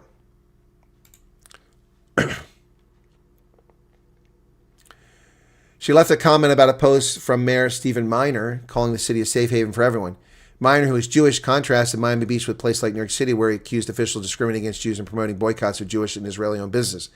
In a series of replies, Pacheco called him a racist and criticized his actions toward a number of communities, including Palestinians and LGBTQ people. She said she felt his words of welcome were superficial. Now, while I don't agree with this idiotic leftist retard, which is what she is, about Palestinians, LGBTQ, when he said everyone's welcome, I don't agree with her nonsense. He is a public figure and open to that criticism. What she said doesn't have to be true. He's a politician. She's opposing him. In a series of replies, Pacheco called him racist and criticized his actions toward a number of communities, including Palestinians and LGBTQ people. At her door, the officers told Pacheco they were looking for a commentator because the person's words could probably incite somebody to do something bad. She refused to answer their questions without an attorney present, which is her right, and they left. Her heart racing, she shut the door and texted her recording the exchange of three friends who practice law. She struggled to comprehend why the officers were sent to question her. A private citizen who once ran for elected office, knew the mayor and other local officials, and had deep faith in American values. Where the officers saw a comment that could incite violence, Pacheco saw an expression of her free right to free speech. "If we can't hold this line, I'm screwed," said the 51-year-old. So, I will say that with the limited information they shared, she is correct about the harassment by the police. But I suspect that she said something went beyond the pale. The American Criminal Liberties Union unveils an ad campaign starring anti-American scumbag Megan Rapinoe, Paige Watts, in support of trans athletes. A bevy of left-wing celebrities have launched an ad campaign in support of transgender athletes as the Supreme Court considers state laws in Idaho and West Virginia barring biological males from female sports. The American Criminal Liberties Union described More Than a Game as a national public awareness campaign in support of transgender youth and their families and rejecting political efforts to divide women and girls. Those featured in the 30-second release video include retired women's star Megan Dipshit Rapinoe and her girlfriend, Sue Bird, a 20-year NBA player, Elliot Page, a performer who transitioned from female to male in 2020, and WNBA player Breonna Turner, and actress Naomi Watts, who has a male-to-female transgender child. Yeah, well, your delusions won't change reality. And that, folks, is the news for today. Thanks for tuning in. Be sure to hit the like button. Appreciate you being here. And 447 likes. Can we do a little bit better than that? We were at 700. That must be about the time that I responded to that comment. It dropped off a little bit.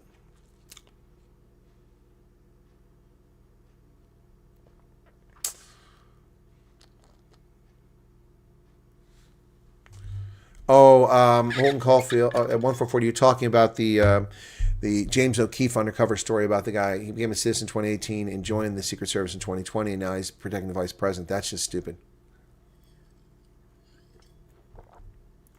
He released that yesterday, Holden. I covered that last night. You guys should go to Google list of cars, okay? After being charged and imprisoned, then that's the end. But if you blame the organization, the fight continues. Not sure what band is talking about. Almost like a new citizen becoming a Secret Service position. Ah, okay, Soul Rebel. You're a regular. We don't recognize. Okay, well, welcome back. Okay. I was referring to Soul Reclaiming and Super Chat. Yeah, I don't know what Super Chats I've gotten. Just a question, why is South Africa not marching and saying anything about the killing of civilians around? Well, Fabian, that's why I did an op-ed on this. And I labeled it op-ed. It's an op-ed. It's my opinion editorial piece on why the ANC silence means endorsement. Not getting many views here, but maybe my mods haven't shared it. 5,000 views. Could do a lot better than that. I shared it on Telegram, but I haven't had time to share all the links on WhatsApp yet. Opinion of SCOTUS tariff delays again. Verk Soigba, they haven't made a decision on that, so they're probably evaluating it. I don't see where Trump is. Again, my opinion on this is that Trump is following the law. If the court decides the law is unconstitutional, that's a separate matter altogether. Maybe that's where they're going to go. But under the law, the president has the authority to do what he did, and he did it. Yep.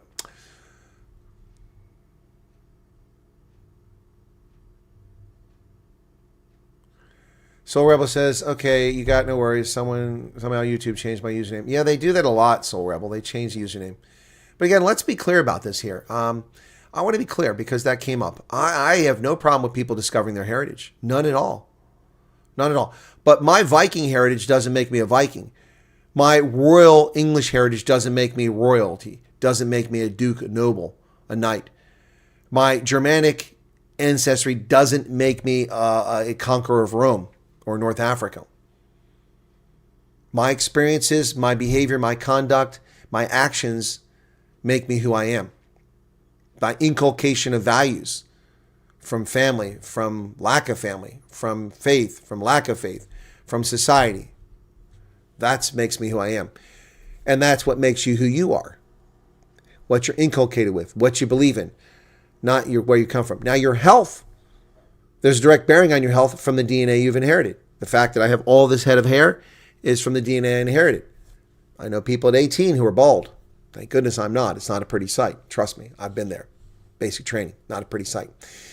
The fact that until recently, I never even wore reading glasses, and only wear them now because my retina detached twice, or was torn twice, not detached. It was torn twice and had to be laser repaired twice, and it caused difficulty with focusing on both eyes.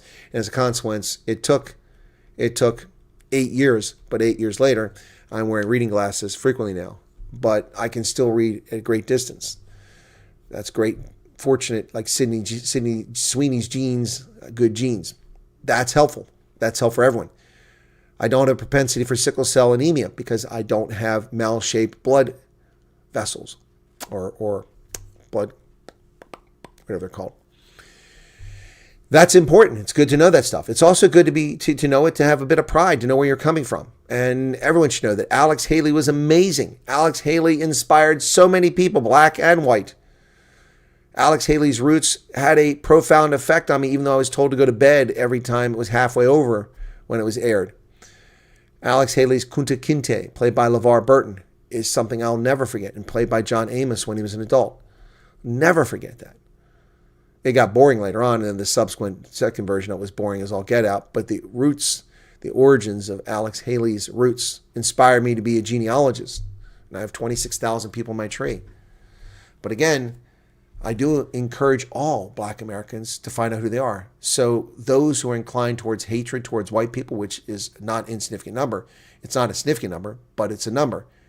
If they discover who they really are, maybe they'll discover that maybe we're just people. We're just people. And you have some of the same ancestors that I do. And no, it wasn't because of rape.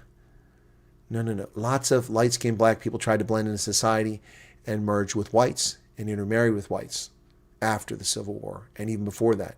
In fact, we know the story of Vanessa Williams, the former Playboy model, well, I think it was Playboy anyway, and Miss America and actress and singer Vanessa Williams with the blue eyes and the brown skin.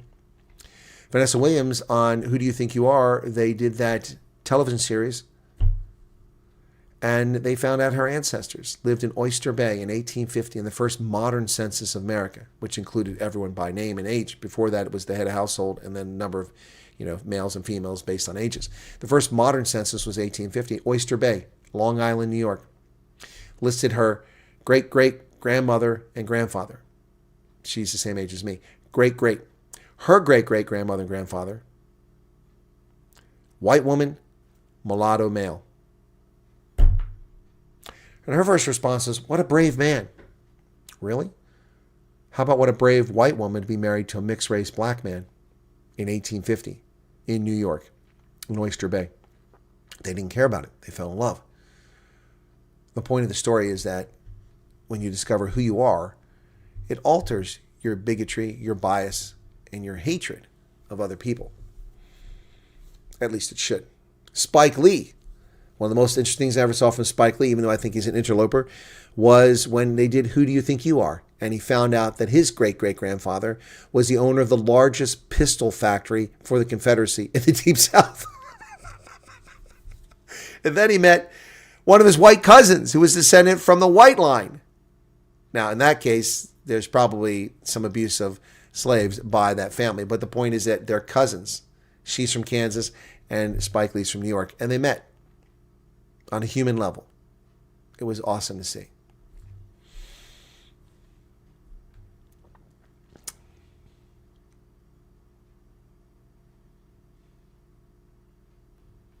Where are we at now? Why does South Media like business tech still report there's a possibility South be included? I don't know why. It's rubbish. On the 27th this month, I will finally find out if the hospital switched me at birth for you. Good Lord, James, that's crazy. I buy myself a piece of land in Scotland. 1 by 1 meter. Okay, Quiz, that's interesting. I even went to South Africa a week after you did and said, if you need anything from South Africa, I'll get it from you. So, Rebel, I apologize. I don't recall that. I don't doubt you said that. I don't recall it. Apologies for that. Soul Rebel, you aren't a certain person from Caribbean origin, are you? Are you a person of Caribbean origin who I haven't seen in ages on the program? If you are, then I know who you are. And I've missed you on the channel if that's you.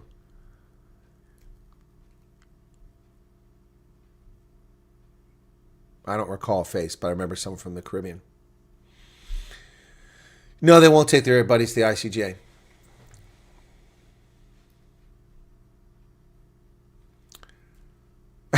Virtual escape. I'm back. Please don't get up, folks. Sorry. He's back. Okay. Oh! You didn't want us to get up. Sorry. Virtual escape. Genealogy determines who you are and the history you share with those that came before you. This is something you can either embrace or reject. Exactly. What about Angela Davis, big actress for black rights? Turns out her ancestors came on the Mayflower. That's right. Throwing stones, you know. So my DNA story is as follows. I told people when I first did my DNA a long time ago now, that was in 2011. Yeah, 2011 I think it was. When did I go to the Uland Islands? It was 2012, maybe 2012. Anyway, I did my DNA years ago, and my father had already done his Y DNA, which cost $500 time, but I did it when it came down like $129. Now it's like $49 if you want to do it or less when it's on sale. But I did my DNA through Ancestry.com, and I told people I did it, and they're like, "What if you have Jewish ancestry?" I'm like, "Yeah, and doesn't change who I am." Doesn't change who I am. I mean, it's DNA. So what? And then and I told people, I said, you know, I could have a black grandparent. Yeah, not a great grandparent, but a black grandparent. And I could look like this. And people are skeptical. But you should see my dentist. My dentist is as white as I am. My dentist, his grandmother, not his great grandmother, is from Ghana. The woman is dark. And he's white as a driven snow. Now, how does that happen? Well, DNA is a funny thing. And this is what happened in American society. In the post-bellum South, lots of mixing took place. That was perfectly legitimate. That wasn't forced slave relations. Lots of it happened. And after 1 or 2 generations, you often don't know. And my point was, what do I care?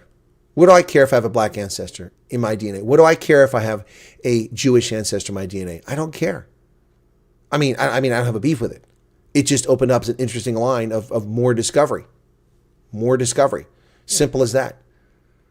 People just, this obsession with dividing people and hating people based on what they look like or where they're from is asinine. It's juvenile. It's ANC-like. It's ridiculous. I don't do that. DNA Dunn, I'm mongrel, Scottish, Welsh, Irish, French, German, Dutch, Italian, and Iberian. Moma has an identity crisis. Yes, that's me, but you weren't known as Face. You had a different name, if that was you.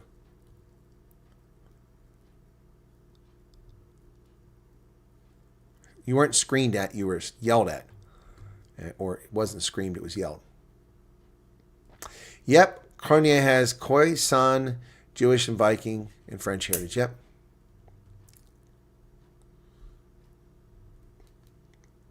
South Africa was a colony of the UK and of Dutch and of the Bantu speakers. According to scientists, you're a cousin to a chip. Even the genes get colonized, you damn white devils.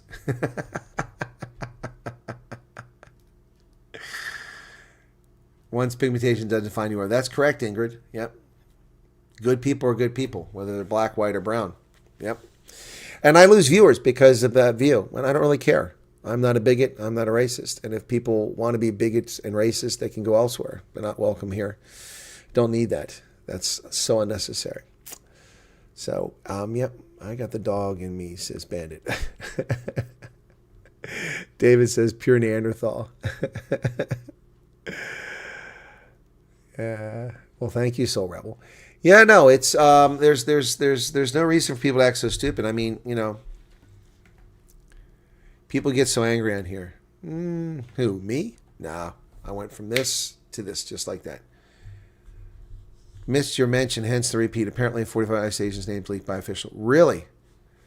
I didn't see that. Where is that coming up? ICE agents. That must be a breaking story. I missed it. Thank you, Krista, for telling me it's there. ICE agents.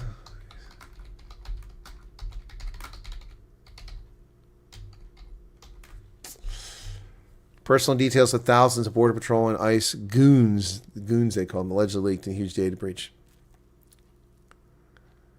Wow, someone needs to go to jail for this.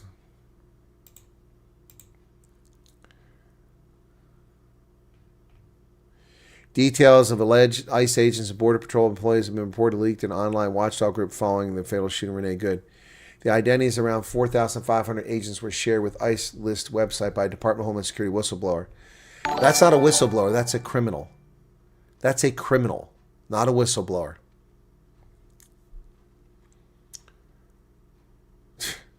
The data includes information 2,008, 150 supervisors. Early analysis from volunteer organizations suggests that around 80% of those identified are still employed.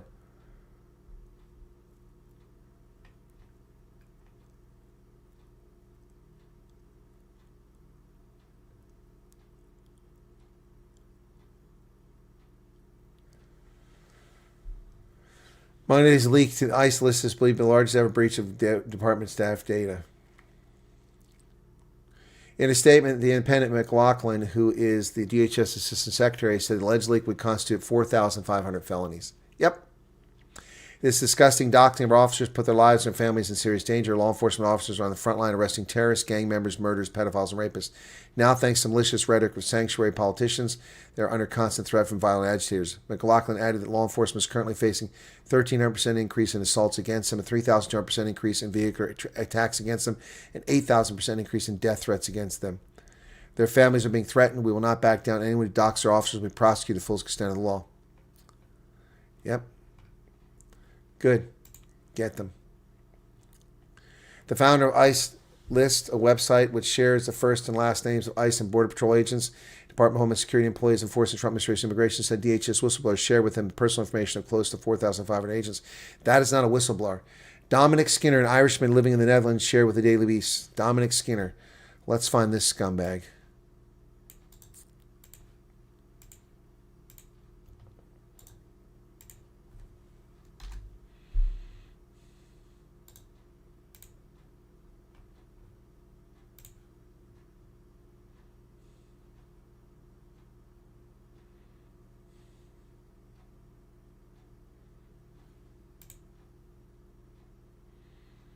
This guy is a piece of crap.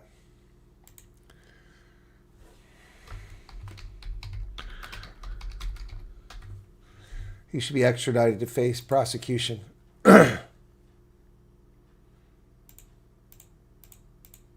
Unbelievable. Unbelievable. Yep. Secretary of State of Rhodesia, says Tromboy. Good night, Vilma.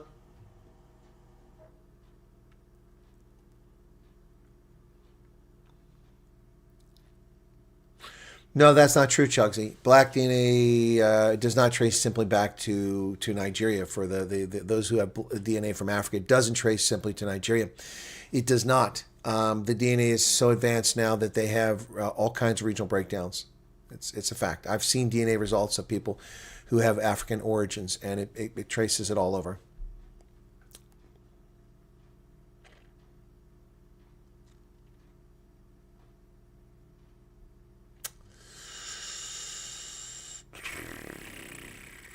Not sure if Colonel talked about this, but U.S. troops evacuated from Middle East. I did. Iran said it would target U.S. bases. Yeah, I did cover that earlier. Gutter, they've withdrawn some military personnel from there. Hope tensions at Durban Addington School doesn't result in xenophobic violence again. Locals can't get kids enrolled as foreigners' kids. Yeah, I saw that. I didn't really want to talk about that story, but I saw that. Pavement special. Marley. Yeah, with a name like Marley Quinn, it sounds very Irish.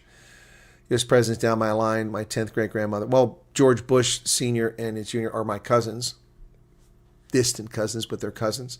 Who else? Lots of others.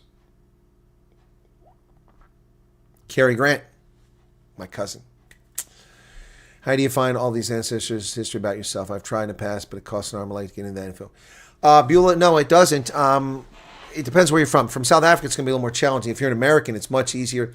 I started by physical visiting of LDS stakes. These are the Mormons' locations. They have microfilmed records from all over the world, wherever they've prophesized to trace the roots of their ancestors. And so they have microfilm available in these places. If it's not there, you can order it. In the U.S., it's easier. Overseas, it's not so easy. But now it's all online, so you can find the stuff online through FamilySearch.org. FamilySearch.org. It's a Mormon-run website from the Family History Center in Salt Lake City, which I was at recently. Where's my darn tube at? Oh, it's here somewhere. The tube. Where's it at? Come on. Shoot, I thought it was here. Anyway, I got a fan chart with all the generations they printed out for me. It's nice. I got a big color printer that prints things like, a few meters wide. That thing is here somewhere. And it's really cool. But anyway, FamilySearch.org is one way to start for free. You can create accounts on many websites and start building your tree on there. The key is you'll need to know some data just to start with your parents, and go from there. Unfortunately for me, I didn't start doing it until most of my grandparents had passed or were no longer able to share any information with me. And so I discovered an awful lot of stuff. But I have gone to cemeteries. I've gone to family history centers. I've gone to the National Archives in Maryland and in Washington, D.C. I've gone to Pennsylvania State Archives. I've gone to Maryland's archives in Annapolis, Hall of Records it's called. And I've done research online, and I've done the DNA eventually too. There's lots of ways to start this. But if you do a test through Ancestry.com, you'll be linked to millions of people. There's other ones that do it too, but millions of people, and it'll show you people who are linked to you. So for instance, if I went to Ancestry.com right now, I just checked. I'm probably logged out of it because this stupid thing browser, I had to relog in everything. Okay, let's see if I get logged in. Okay. It's very slow. I don't know what's going on Ancestry.com. Oh, send me a text message. This is annoying. Two-factor identification. I appreciate you protecting my accounts, but doing this for every freaking website really becomes tedious. Okay, that's not what I want.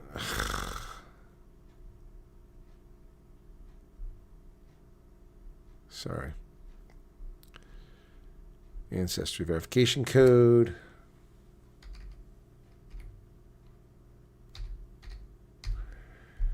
Okay, remember this device. Please remember this device. I don't have to go through this crap every time.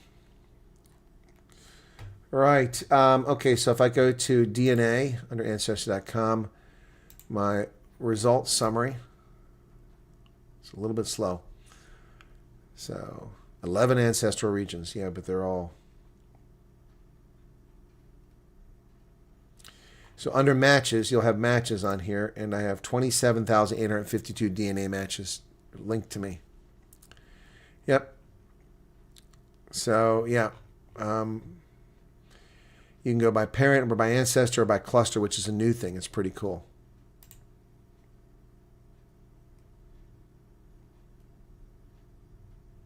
What do you mean upgrade? I have a membership. What the hell is this? U.S. Discovery. This is crap. You're telling me I don't have... That's nonsense. Ugh, anyway.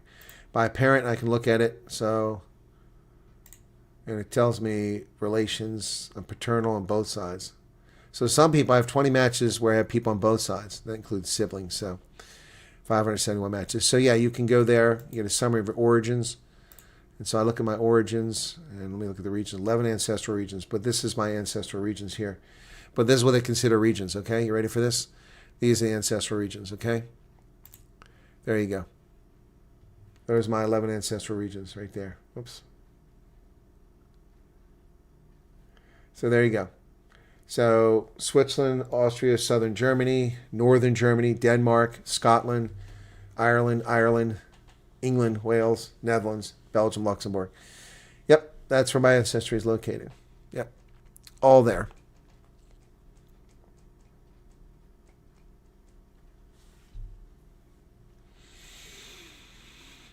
There you go.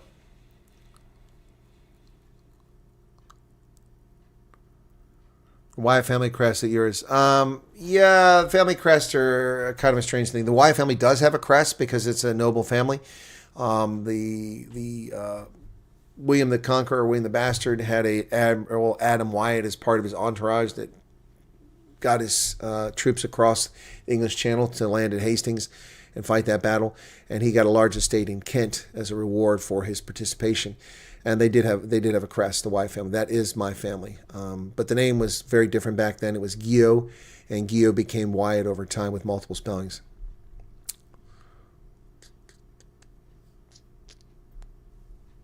Yes, I have Saxon ancestors. Yep, and Flemish ancestors, according to this. Yep.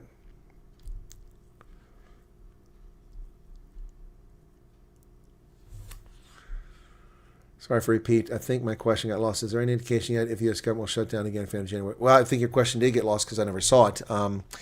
There's no indication right now, but it's a real possibility. So,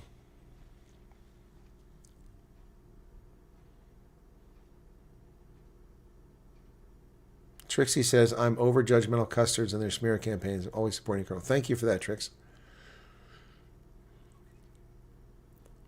Sarah Bartman. Holden can't imagine. Yeah, well, I don't lie awake at night wondering where my mitochondrial DNA came from at all, but I do know where it comes from. Sorry, Corey says, I found out on Ancestry where my dad was born, even the church my parents got married in. Original documents. Isn't that cool? Isn't that cool? What's expensive in South Africa? What's that, Lana? This is fairly easy to trace in South Africa. Well, let's see what Ancestry.com test. Ancestry.com DNA test. It's currently selling for, they have Christmas specials, so I want to know the price. It just took me to my account. I want to know what it cost. Oh, here we go. I just go to Amazon. You can get it from Amazon. So at Amazon, it costs $99. That's the normal price. So that is a little pricey. That's 1,700 Rand. I can see why people say that's pricey. But usually it's on sale for as low as $49. Anton, well, thank you for your video. You made of food socks. Got my first food sock today, and it's going to help me tremendously. Fantastic, Anton. Research LDS Church. It took them 2 years to gather my history. Okay. Show us your meat. What is a meat-tope fish? I don't know what that is, Holden.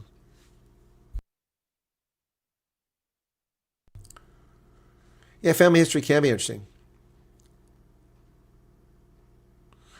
Well, who cares where DNA originates? You mean where the DNA came from? It's very simple. You can look at clusters and origins. You see the mutations. Mutations occur in a regular frequency in DNA. Mutations occur. Changes occur. Do you know that blue eyes only occurred 10,000 years ago? That doesn't mean they didn't exist previously, but everyone on the planet who has blue eyes today is a consequence of one genetic mutation that took place in Europe 10,000 years ago. 10,000 years ago. Yep, red hair is a consequence of genetic mutation, a change in the underlying code that tells your body how to make fingers and toes and livers and kidneys and your brain. Yep. You find all these ancestors' history about yourself. I tried in the past, it cost an arm and leg to get into that. No, Beulah, it can be done rather cheaply. A lot easier in America than it is elsewhere, but yeah. What about the new super race robots? I don't know about them. No, ancestry is pretty fascinating. I wrote a book about my ancestors a long time ago. Let me see if I can find it, if it's here on this computer or not. I've had it at one point. Documents, Ospel. No results. Interesting. Let's see if it's on this drive.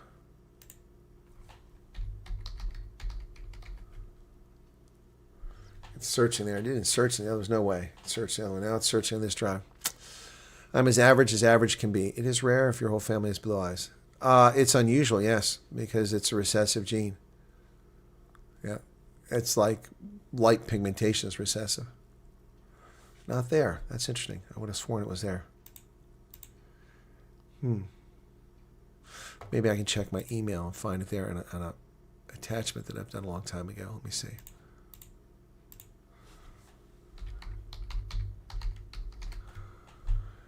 Let me search. See if it comes up with anything. Ospelmeyer book. There it is. 2019. There it is. There's Auf dem Ospel. So there's a book I wrote a long time ago. March 2004. That's a while ago. So let me bring this over here. 33 pages. Yeah, nothing impressive. Self-published. The Ospelmeyers, Auf dem Ospel, or On the Fen. Second edition, March 2004. I actually wrote it before that. This is the second edition. Okay. I owe a debt of gratitude to several people for their help, direction, and assistance in the research of the story and for their infinite patience. First, my eternal gratitude to Gary Horlocker at the Family History Library in Salt Lake City, without whose expert assistance I might never have discovered that my German ancestors come from a small Westphalian city of Lübeck. This includes Frau Hagemeyer at the Evangelical Church in Lübeck. Anyway, and so, yeah, originally that was 2003 when I first wrote it. So, anyway, and I talk about genealogy has become a national fascination in America since the beginning of the 1990s. Several events or developments have fueled the growth in popularity and dramatically reduced the cost of conducting research. The first and often overlooked or at least underappreciated event was the rapid growth of the Church of Jesus Christ of Latter-day Saints and their family history centers around the country and the world for that matter. Normally housed within one of their churches and open to the general public, the family history centers are an invaluable resource for all genealogists. Many of the volunteers who staff the centers have a great deal of research experience and can generally point one in the correct direction. They also have microfilm viewers and can order any roll of microfilm stored in Utah. Given that the LDS have the world's largest collection of historical vital records, this alone makes the family history centers a priceless resource. Graphical, easy-to-use PC-based software was the second tool that made genealogy much easier to pursue. No longer do we have to carry reams of papers with notes written in pencil. The easy-to-use software is very flexible and in mere seconds can organize and rearrange data that would take hours or days to do by hand. The third and perhaps most controversial tool that changed genealogy over the past 10 years, remember this is 2003, was the exponential growth and global expansion of the internet. One of the highest hurdles for family research was difficulty traveling to disparate locations to conduct research. Today, family historians can collaborate with other researchers around the globe instantaneously. Inexpensive toll calls, email, web logs, and instant messaging have made the cost of communication almost negligible. You can send your entire family history to virtually anywhere on the globe in a matter of moments for almost no cost through a standardized electronic file format called GEDCOM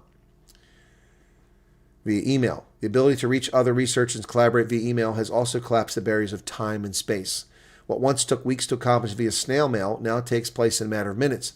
The net effect has been to encourage far greater numbers of researchers to pursue their family histories. My grandfather was a genealogist, and he used to mail things to people all over the country. I've seen the original letters that he sent and got back. It copies them plus the ones he got back. And imagine, it took him years to do that. Now I can do it like that. This ease of communication has also been a cause for concern among serious researchers like me. The internet also encourages casual genealogists who are not serious researchers. Anyone can publish virtually anything they choose on the internet. This has unfortunately led to an explosion of false, undocumented research. Lazy family historians frequently compound the problem when they accept the information as gospel and even publish it on their own websites. For instance, I did research on this family history. My sister, I sent her the book. She copied the text and published it as her own information. I spent thousands of dollars doing research for this book, traveling to Germany, traveling to Utah, traveling to cemeteries in Maryland, in West Virginia, at my expense, hotels, fuel, travel costs, overnight stays, fees for admission to places, copies. I did all that. My sister took the information, copied it, pasted it as if it was her own research, took credit for it on Ancestry.com, and I got it showing up to me later on and saying, hey, this might be related to you. You should check this out. Well, it was my sister, and I saw all these people commenting saying, thank you so much. This is valuable. Really appreciate the hard work you did. She never disavowed anyone of that belief. She let them believe that she did the work, that she was the author. I had someone come on my thing and then write me nasty messages telling me I was wrong because when she copied it, she couldn't copy it because it was protected. She typed it again and she typed things incorrectly. They came onto my site and told me my information was incorrect and that I should correct my information. I'm like, are you high? I'm the researcher. I wrote the book. That's my work. Pilfered, plagiarized by my sibling.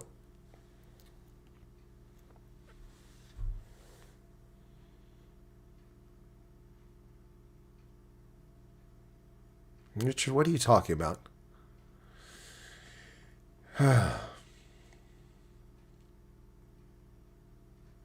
It's not difficult to see the inherent danger in this sort of activity. In spite of proliferation of bogus information, I tend to believe the overall impact of the internet has been positive. Serious researchers should be able to recognize undocumented, misleading, or simply false data published on the World Wide Web. Remember we used to call it that?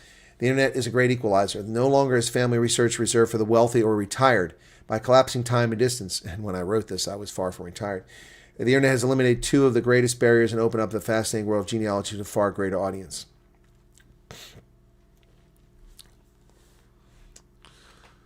Blue eyes, even our collie dog.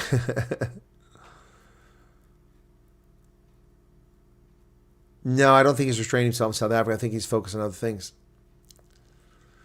Where do I start to find my ancestors and get a diagram like you have? You don't have to have DNA tests. Just start with your parents, and then you got to tell me where you're at versus Western Cape. Are you in the Western Cape? There will be records. There'll be records. You can go to websites and find out how do I do genealogical research in South Africa. That'll tell you. So, line forward. Often one of the most challenging discoveries for Americans of European descent is locating the origin of their ancestors. Many Americans with German ancestors mistakenly believe they came from Bremen or Hamburg. This assumption is natural enough since those cities were frequently the port of embarkation of the vessels that brought millions of Germans to America. The birthplace of first-generation immigrants is often listed on U.S. Census forms. However, more often than not, the entries merely list the state or region such as Prussia or Hesse-Darmstadt.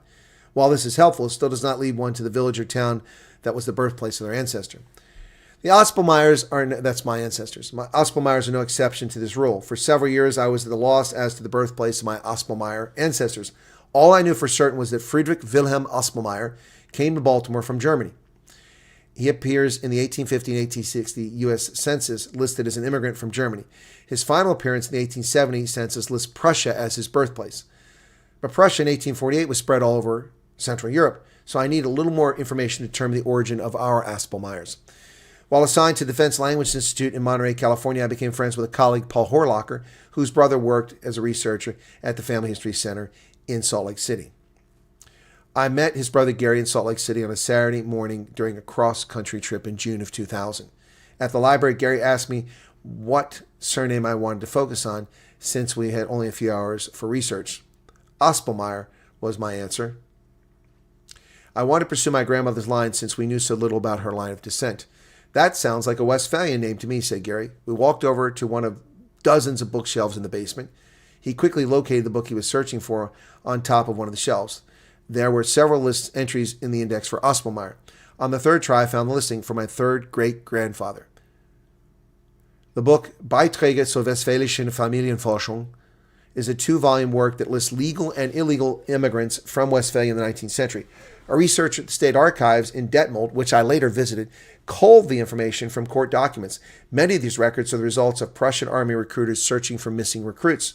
The officer would interview family or neighbors to determine what happened to someone who failed to appear for service in the army. It appears, and it seems that the Prussian army went to Lübeck to find Friedrich in 1853, a full 5 years after he departed for Baltimore. His mother gave the details to the Prussian officer, who duly noted the information in his log. It was this proclivity for proficiency that allowed me to finally determine the origin of my third great-grandfather 147 years later. So, yep. Auf der Suche, in search of. My Aspelmeyer lineage begins with my paternal grandmother, Margie Maley Aspelmeyer. She's my link to the Aspelmeyer line that arrived in America in 1848. Although my interest in family history was sparked in the 1970s when I watched Alex Haley's Roots on television, didn't I talk about that earlier? It was not until over 20 years later that I began to research my own roots. Although I knew Margie better than any of my other grandparents, that is not really saying much. I have a few memories as a small boy on her home on Mountain Road in Anne Arundel County, Maryland. I recall her dog and a cat, as well as her kindness towards my brother, my sister, myself. At that time, she was a large woman who seemed to be friendly and engaging. I'm not sure what happened to her in the ensuing years as I grew up and found myself living all over the country in different circumstances. I saw Margie only on rare occasions until she moved to Ohio to live with us in 1981, shortly before I graduated from high school. She had lost a great deal of weight and seemed to be rather surly by the time she joined us in Ohio. At that time, I was a typical teenager, more interested in my own self and getting on with my life. Although we talked, I had long since lost my interest in genealogy and had never really asked her about her life growing up. In retrospect, this is something I will always regret. She began to develop Alzheimer's, though I don't recall anyone knowing what it was called at the time, and her memories and personality slowly began to fade away. Now in my 30s, I can only reflect and wonder what she would have shared with me that last year in high school. I'm certain that I would have gained a much better understanding of the abject poverty she experienced prior to the Depression and what life must have been like in the Depression and on the home front during the Second World War. Instead, I must try to recreate the story of her life and her German ancestors in Baltimore. I do so without the benefit of any oral history, memories, or family myths. Discovering the branches of the family tree at the beginning. As a young man, I'd always heard that we had German ancestors, yet I'd never had the time or opportunity to research this for myself. I knew very little of my grandmother's life and even less of her heritage. Finally, in spring of 1997, I bought Generations Family Tree software and began to research my German roots. I had to rely on the internet since I lived in Italy at the time. In short order, my mother and I, almost at the same time, found our cousin Jerry Guercio through his internet website posted on Web TV. Remember Web TV? Jerry had already completed a great deal of family research on our common roots. His grandmother, Dorothy, and my grandmother, Margie, were sisters. We later met and shared our research. Jerry also gave us a tour of Baltimore cemeteries where ancestors are buried. At this point, I contributed very little to the body of research on our Aspelmeyer family history. I was finally able to contribute something after a visit to the Family History Library in Salt Lake in June of 2000 when I met with Gary Horlocker. He quickly pointed out that Aspelmeyer sounded like a surname from Westphalia. We found a reference book that identified Friedrich Aspelmeyer's hometown and departed Salt Lake City with a destination in mind, Lübeck. I flew to Germany in July 2000 for vacation en route to Tunisia, took the train to Bremerhaven, picked up my car, and drove to Lübeck. I visited Lutheran Church, the church archives, the city archives, and surrounding communities where the Aspelmeyers live today. I found numerous entries in the microfilm church records and discovered the location of my fourth great-grandfather's house. I returned to Lübeck for more research in late July, visited once again in November 2001. These visits and the research I completed were instrumental in completing the story of our Aspelmeyer ancestors. Anyway, is anybody still here or did you all leave? We're down to 400 people. This must be boring people. Saw something female ancestor, the writer of Watership Down was inspired. Okay.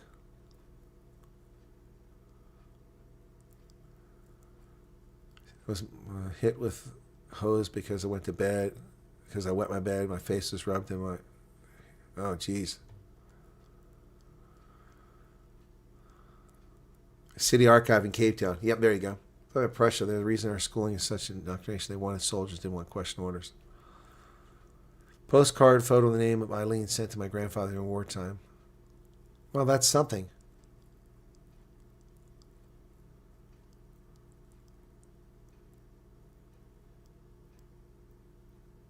A big face to watch. That's funny. Anyway, all right, well, you're still here. So some are still here. So I'll read a bit more of it. This is my book.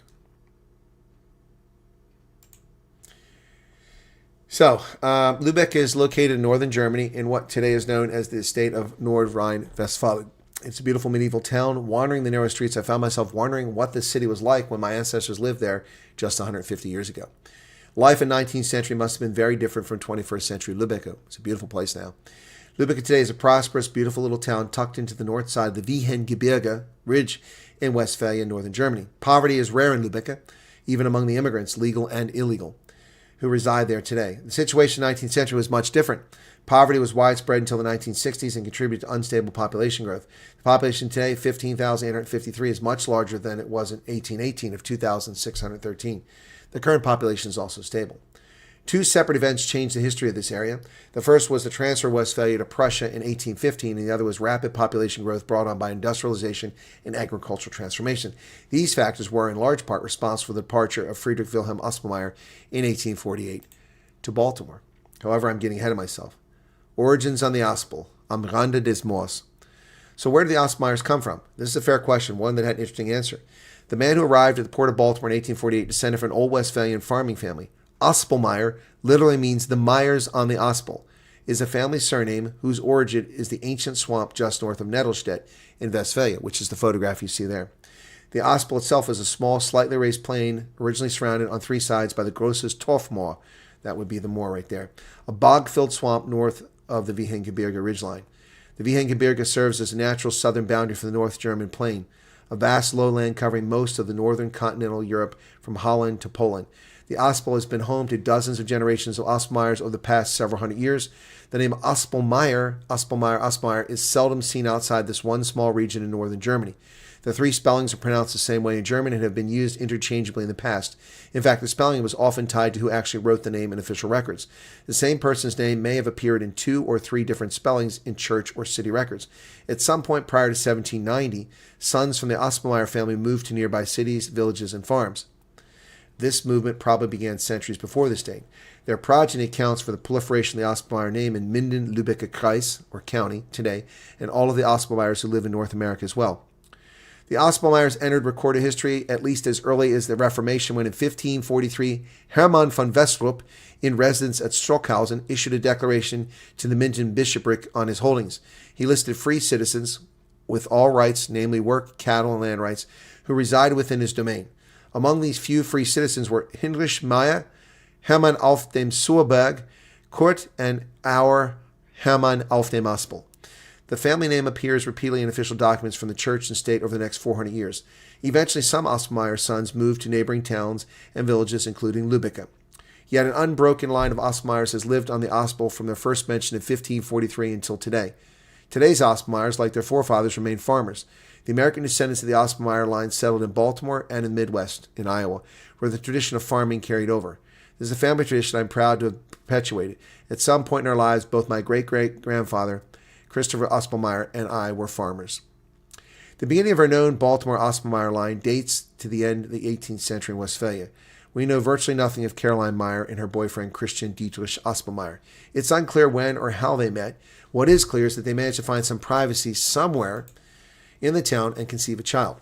Perhaps they later married, we just do not know. The birth record of St. Andreas Lutheran Church in Lübeck tells us that Caroline Meyer gave birth to an illegitimate son named Christian Ludwig on the 17th of June, 1790. While an illegitimate child is in itself not unusual at the time, the entry is nonetheless different than virtually all other illegitimate births recorded in the book. Uncharacteristically, the father is listed even though they're not married. This may be because they plan to marry in the near future. It is this unusual situation that allows us to begin our journey from 1790 to the present.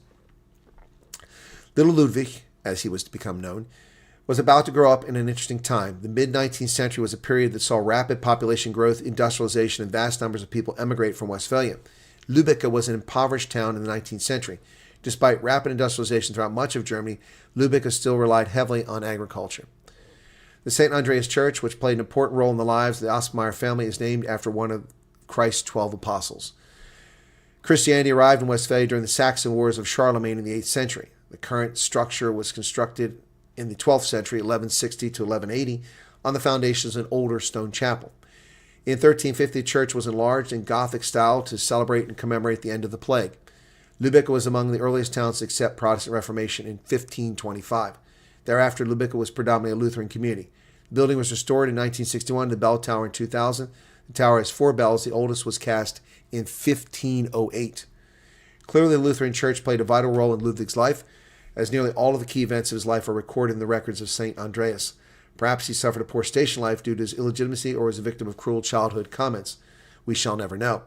Whatever his upbringing, the church and the spiritual life were important to this young man. Ludwig grew up in the city and thus had no claim to any land or farming life. He frequently changed jobs. In 1817, he was listed as an Ackerknecht, or farmhand. One could surmise that this is most likely how he met the pretty young woman he spotted one day while raking hay in the tiny enclave of Eichel, about 2 kilometers northwest of Lübeck. Ludwig must have been smitten from the moment he saw her walking back to the house from the barn, her fair-skinned brunette with piercing deep blue eyes that caught your attention from a great distance. Ludwig could not believe that she was still unmarried at age 20. That's an old maid back then. This girl was simply too beautiful. Friedrich Fassel saw things a bit differently. He could not wait to find a suitor and marry off his eldest daughter. While he would have preferred a landed free farmer or even someone with a profession, he grew to like the young Aspelmeyer from the city. Besides, there were no interested suitors within the Lutheran community in Blasheim. Ludwig was surprised yet delighted when Friedrich invited him to the house for dinner after church service Sunday afternoon. Their brief courtship began that very evening. Ludwig and Louisa declared their intention to wed on the 19th and on the 26th of October 1817 at St. Andreas Evangelical Lutheran Church in Lübeck. This was a common practice at the time. A marriage ban, as it was called, gave anyone who knew a reason why the couple should not be wed an opportunity to speak up. In Ludwig's case, there was no problem since no one stepped forward to protest the union. Perhaps this gave Herr Fassel some peace of mind. By November, it became clear that the affection between his daughter and Ludwig was not the only thing growing. So Christian Ludwig Aspelmeyer, age 27, married Sophia Louisa Charlotte Fassel, age 20, on November 15, 1817, at St. Andreas Lutheran Church in Lübeck. Their marriage lasted 22 years and produced 7 children, one of whom, Friedrich Wilhelm Aspelmeyer, my third great-grandfather, emigrated in 1848. It appears that Ludwig never strayed far from his home. He spent his life living and working in Lübeck and the neighboring villages. Ludwig must have had difficulty making ends meet. He seems to have been a jack of all trades rather than a master of any specific one. His profession changed frequently throughout his lifetime, as noted in the church records listing his wedding, the birth of his children, and his death. Almost certainly this was a result of extreme poverty and absence of economic opportunity in the region around Lübeck during Ludwig's lifetime. Many of the 15,000 Germans who emigrated from the Westphalia region during the 19th century fled poverty. His profession when he married Louise in 1817 was Ackerknecht, farmhand. By 1819, when his daughter Caroline was born, he was a Tagelöhner, or day laborer. From 1821, the year Wilhelm was born, until at least 1824, when Amalie was born, Ludwig was a Zimmermann, a carpenter. At the time of the birth of Julius in 1826, he was a Handarbeiter, a craftsman. By 1831, their son Friedrich was born. He was once again a Tagelöhner, a day laborer, at which he remained until his death in 1839. Born of modest means, Ludwig nonetheless advanced his station reasonably well during his lifetime. He was a property owner at least as early as 1826. Ludwig listed in the city tax rolls from 1826 until his death in 1839. He owned a Fachwerkhaus, a half-timbered house, on the Kapitalstrasse at the southern edge of the city, just 100 meters from St. Andreas Church, where he worshipped. Lübeck did not begin using street addresses until 1906. Up until then, each house was assigned a number for taxation purposes. Ludwig's house was numbered 225 until 1926. The current address is Kapitalstrasse number 2. German cities, especially Lübeck, have frequently suffered serious and often catastrophic fires. The street directly behind Ludwig's home is called the Feuerrinne, or fire run. Water was stored in a large reservoir behind Ludwig's house. Whenever a fire alarm was sounded, citizens loaded buckets with water from the reservoir, filled wagons, and then raced down the hill to extinguish the fire and save homes. Perhaps this proximity to the water reservoir is one reason the house at number 225 on Kapitelstrasse has survived. German cities were usually surrounded by a city wall to provide protection during the frequent conflicts of the Middle Ages. Ludwig's house is located within a few meters of the city's south gate. During the 20th century, the gate, the wall, and the house next to the wall were demolished. Now Ludwig's old house is the first you see as you walk down Kapitelstrasse. The old house on the Feuerrinne is now classified as a Denkmalschutz, a protected landmark. That's the house. Years ago, a century ago. Anybody left? Now we're down 343. We are losing people like viral particles here. Nobody wants to hear my story. That's funny. All right. Anyway, I'm going to stop there. That's page 17. So here's a tax roll, just to show you what a tax roll looks like that I looked up. And there it is, Aspelmeyer, number 4. Ludwig Aspel, number 225. And it lists the ground and the buildings. 6 Tala 84. Anyway. And then I made a chart using Excel to show what he paid in taxes. 6 Groschen, 3 Pfennig, sorry, not Thaler. Then in 1832, he paid 6 Reichsthalers. Yep. So it seems every so often they were assessed for the buildings, and in other years they were assessed for the lot. Interesting. That's from 1826 to 1839. Anyway, so yeah, that's the kind of stuff I put in my book. Arrived in Baltimore. Anyway, so yeah, that's my book. Yep. Anyway, it's 2 hours now, so it's probably time to wrap up here. Surname is Aspeling. Wonder how close. I don't know. Aspeling, I'm not familiar with. Aspelmeyer is pretty clear, the origin of it. Intrigued by here, so many of us don't know much about pastors. Maybe one day we can sit and have an interesting conversation. Well, I hope so, Rena. So that book is entirely my work, which is plagiarized and used by my sibling. And people gave that person credit, told me I got it wrong because they transcribed the information incorrectly. I didn't get it wrong. I've been there. I did that. I don't know if I'm on with Ronaldo. He hasn't responded back. Let me see if he has now. 10 p.m. Okay.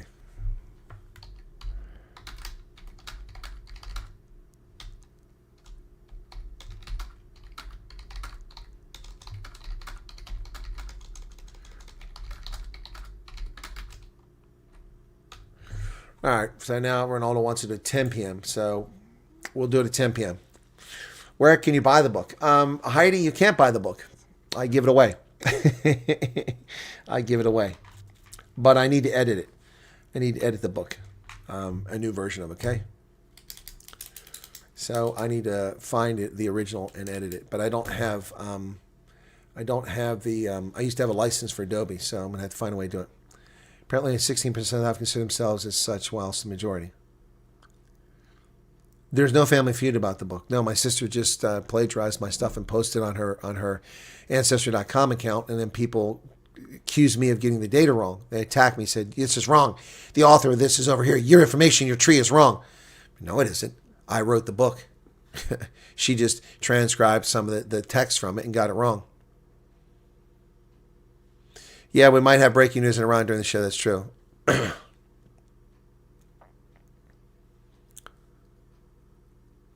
If I gave you all the information I have in my ancestry tree, what would you ask me to do it for me? To do what for you, Loretta?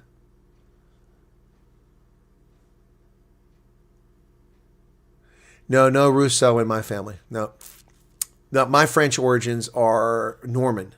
They're actually Danish. Please what, Heidi? Your PhD thesis was stolen. That's terrible. What is Heidi saying please for? I don't see any message from Heidi. Hey, Veroshka.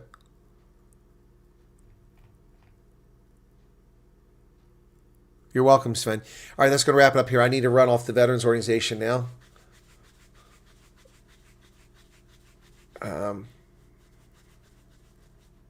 Stimpets, you already said that.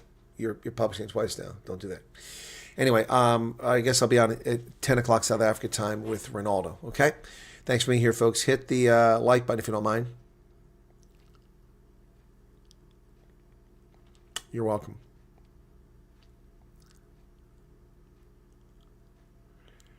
No, it's in Adobe Acrobat, but I need to edit a few things in it. And so I'll edit a new edition, okay? Before I'm willing to share that, all right? I only shared it with family in the past, so I'll have to consider what I'm going to do there. All right?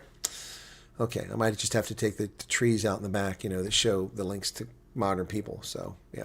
You're welcome, guys. All right, but I need to work on it. I've got a million other things, refugee problems to work on too. So, anyway, that's going to do it. Y'all take care. Thanks for being here. Cheers.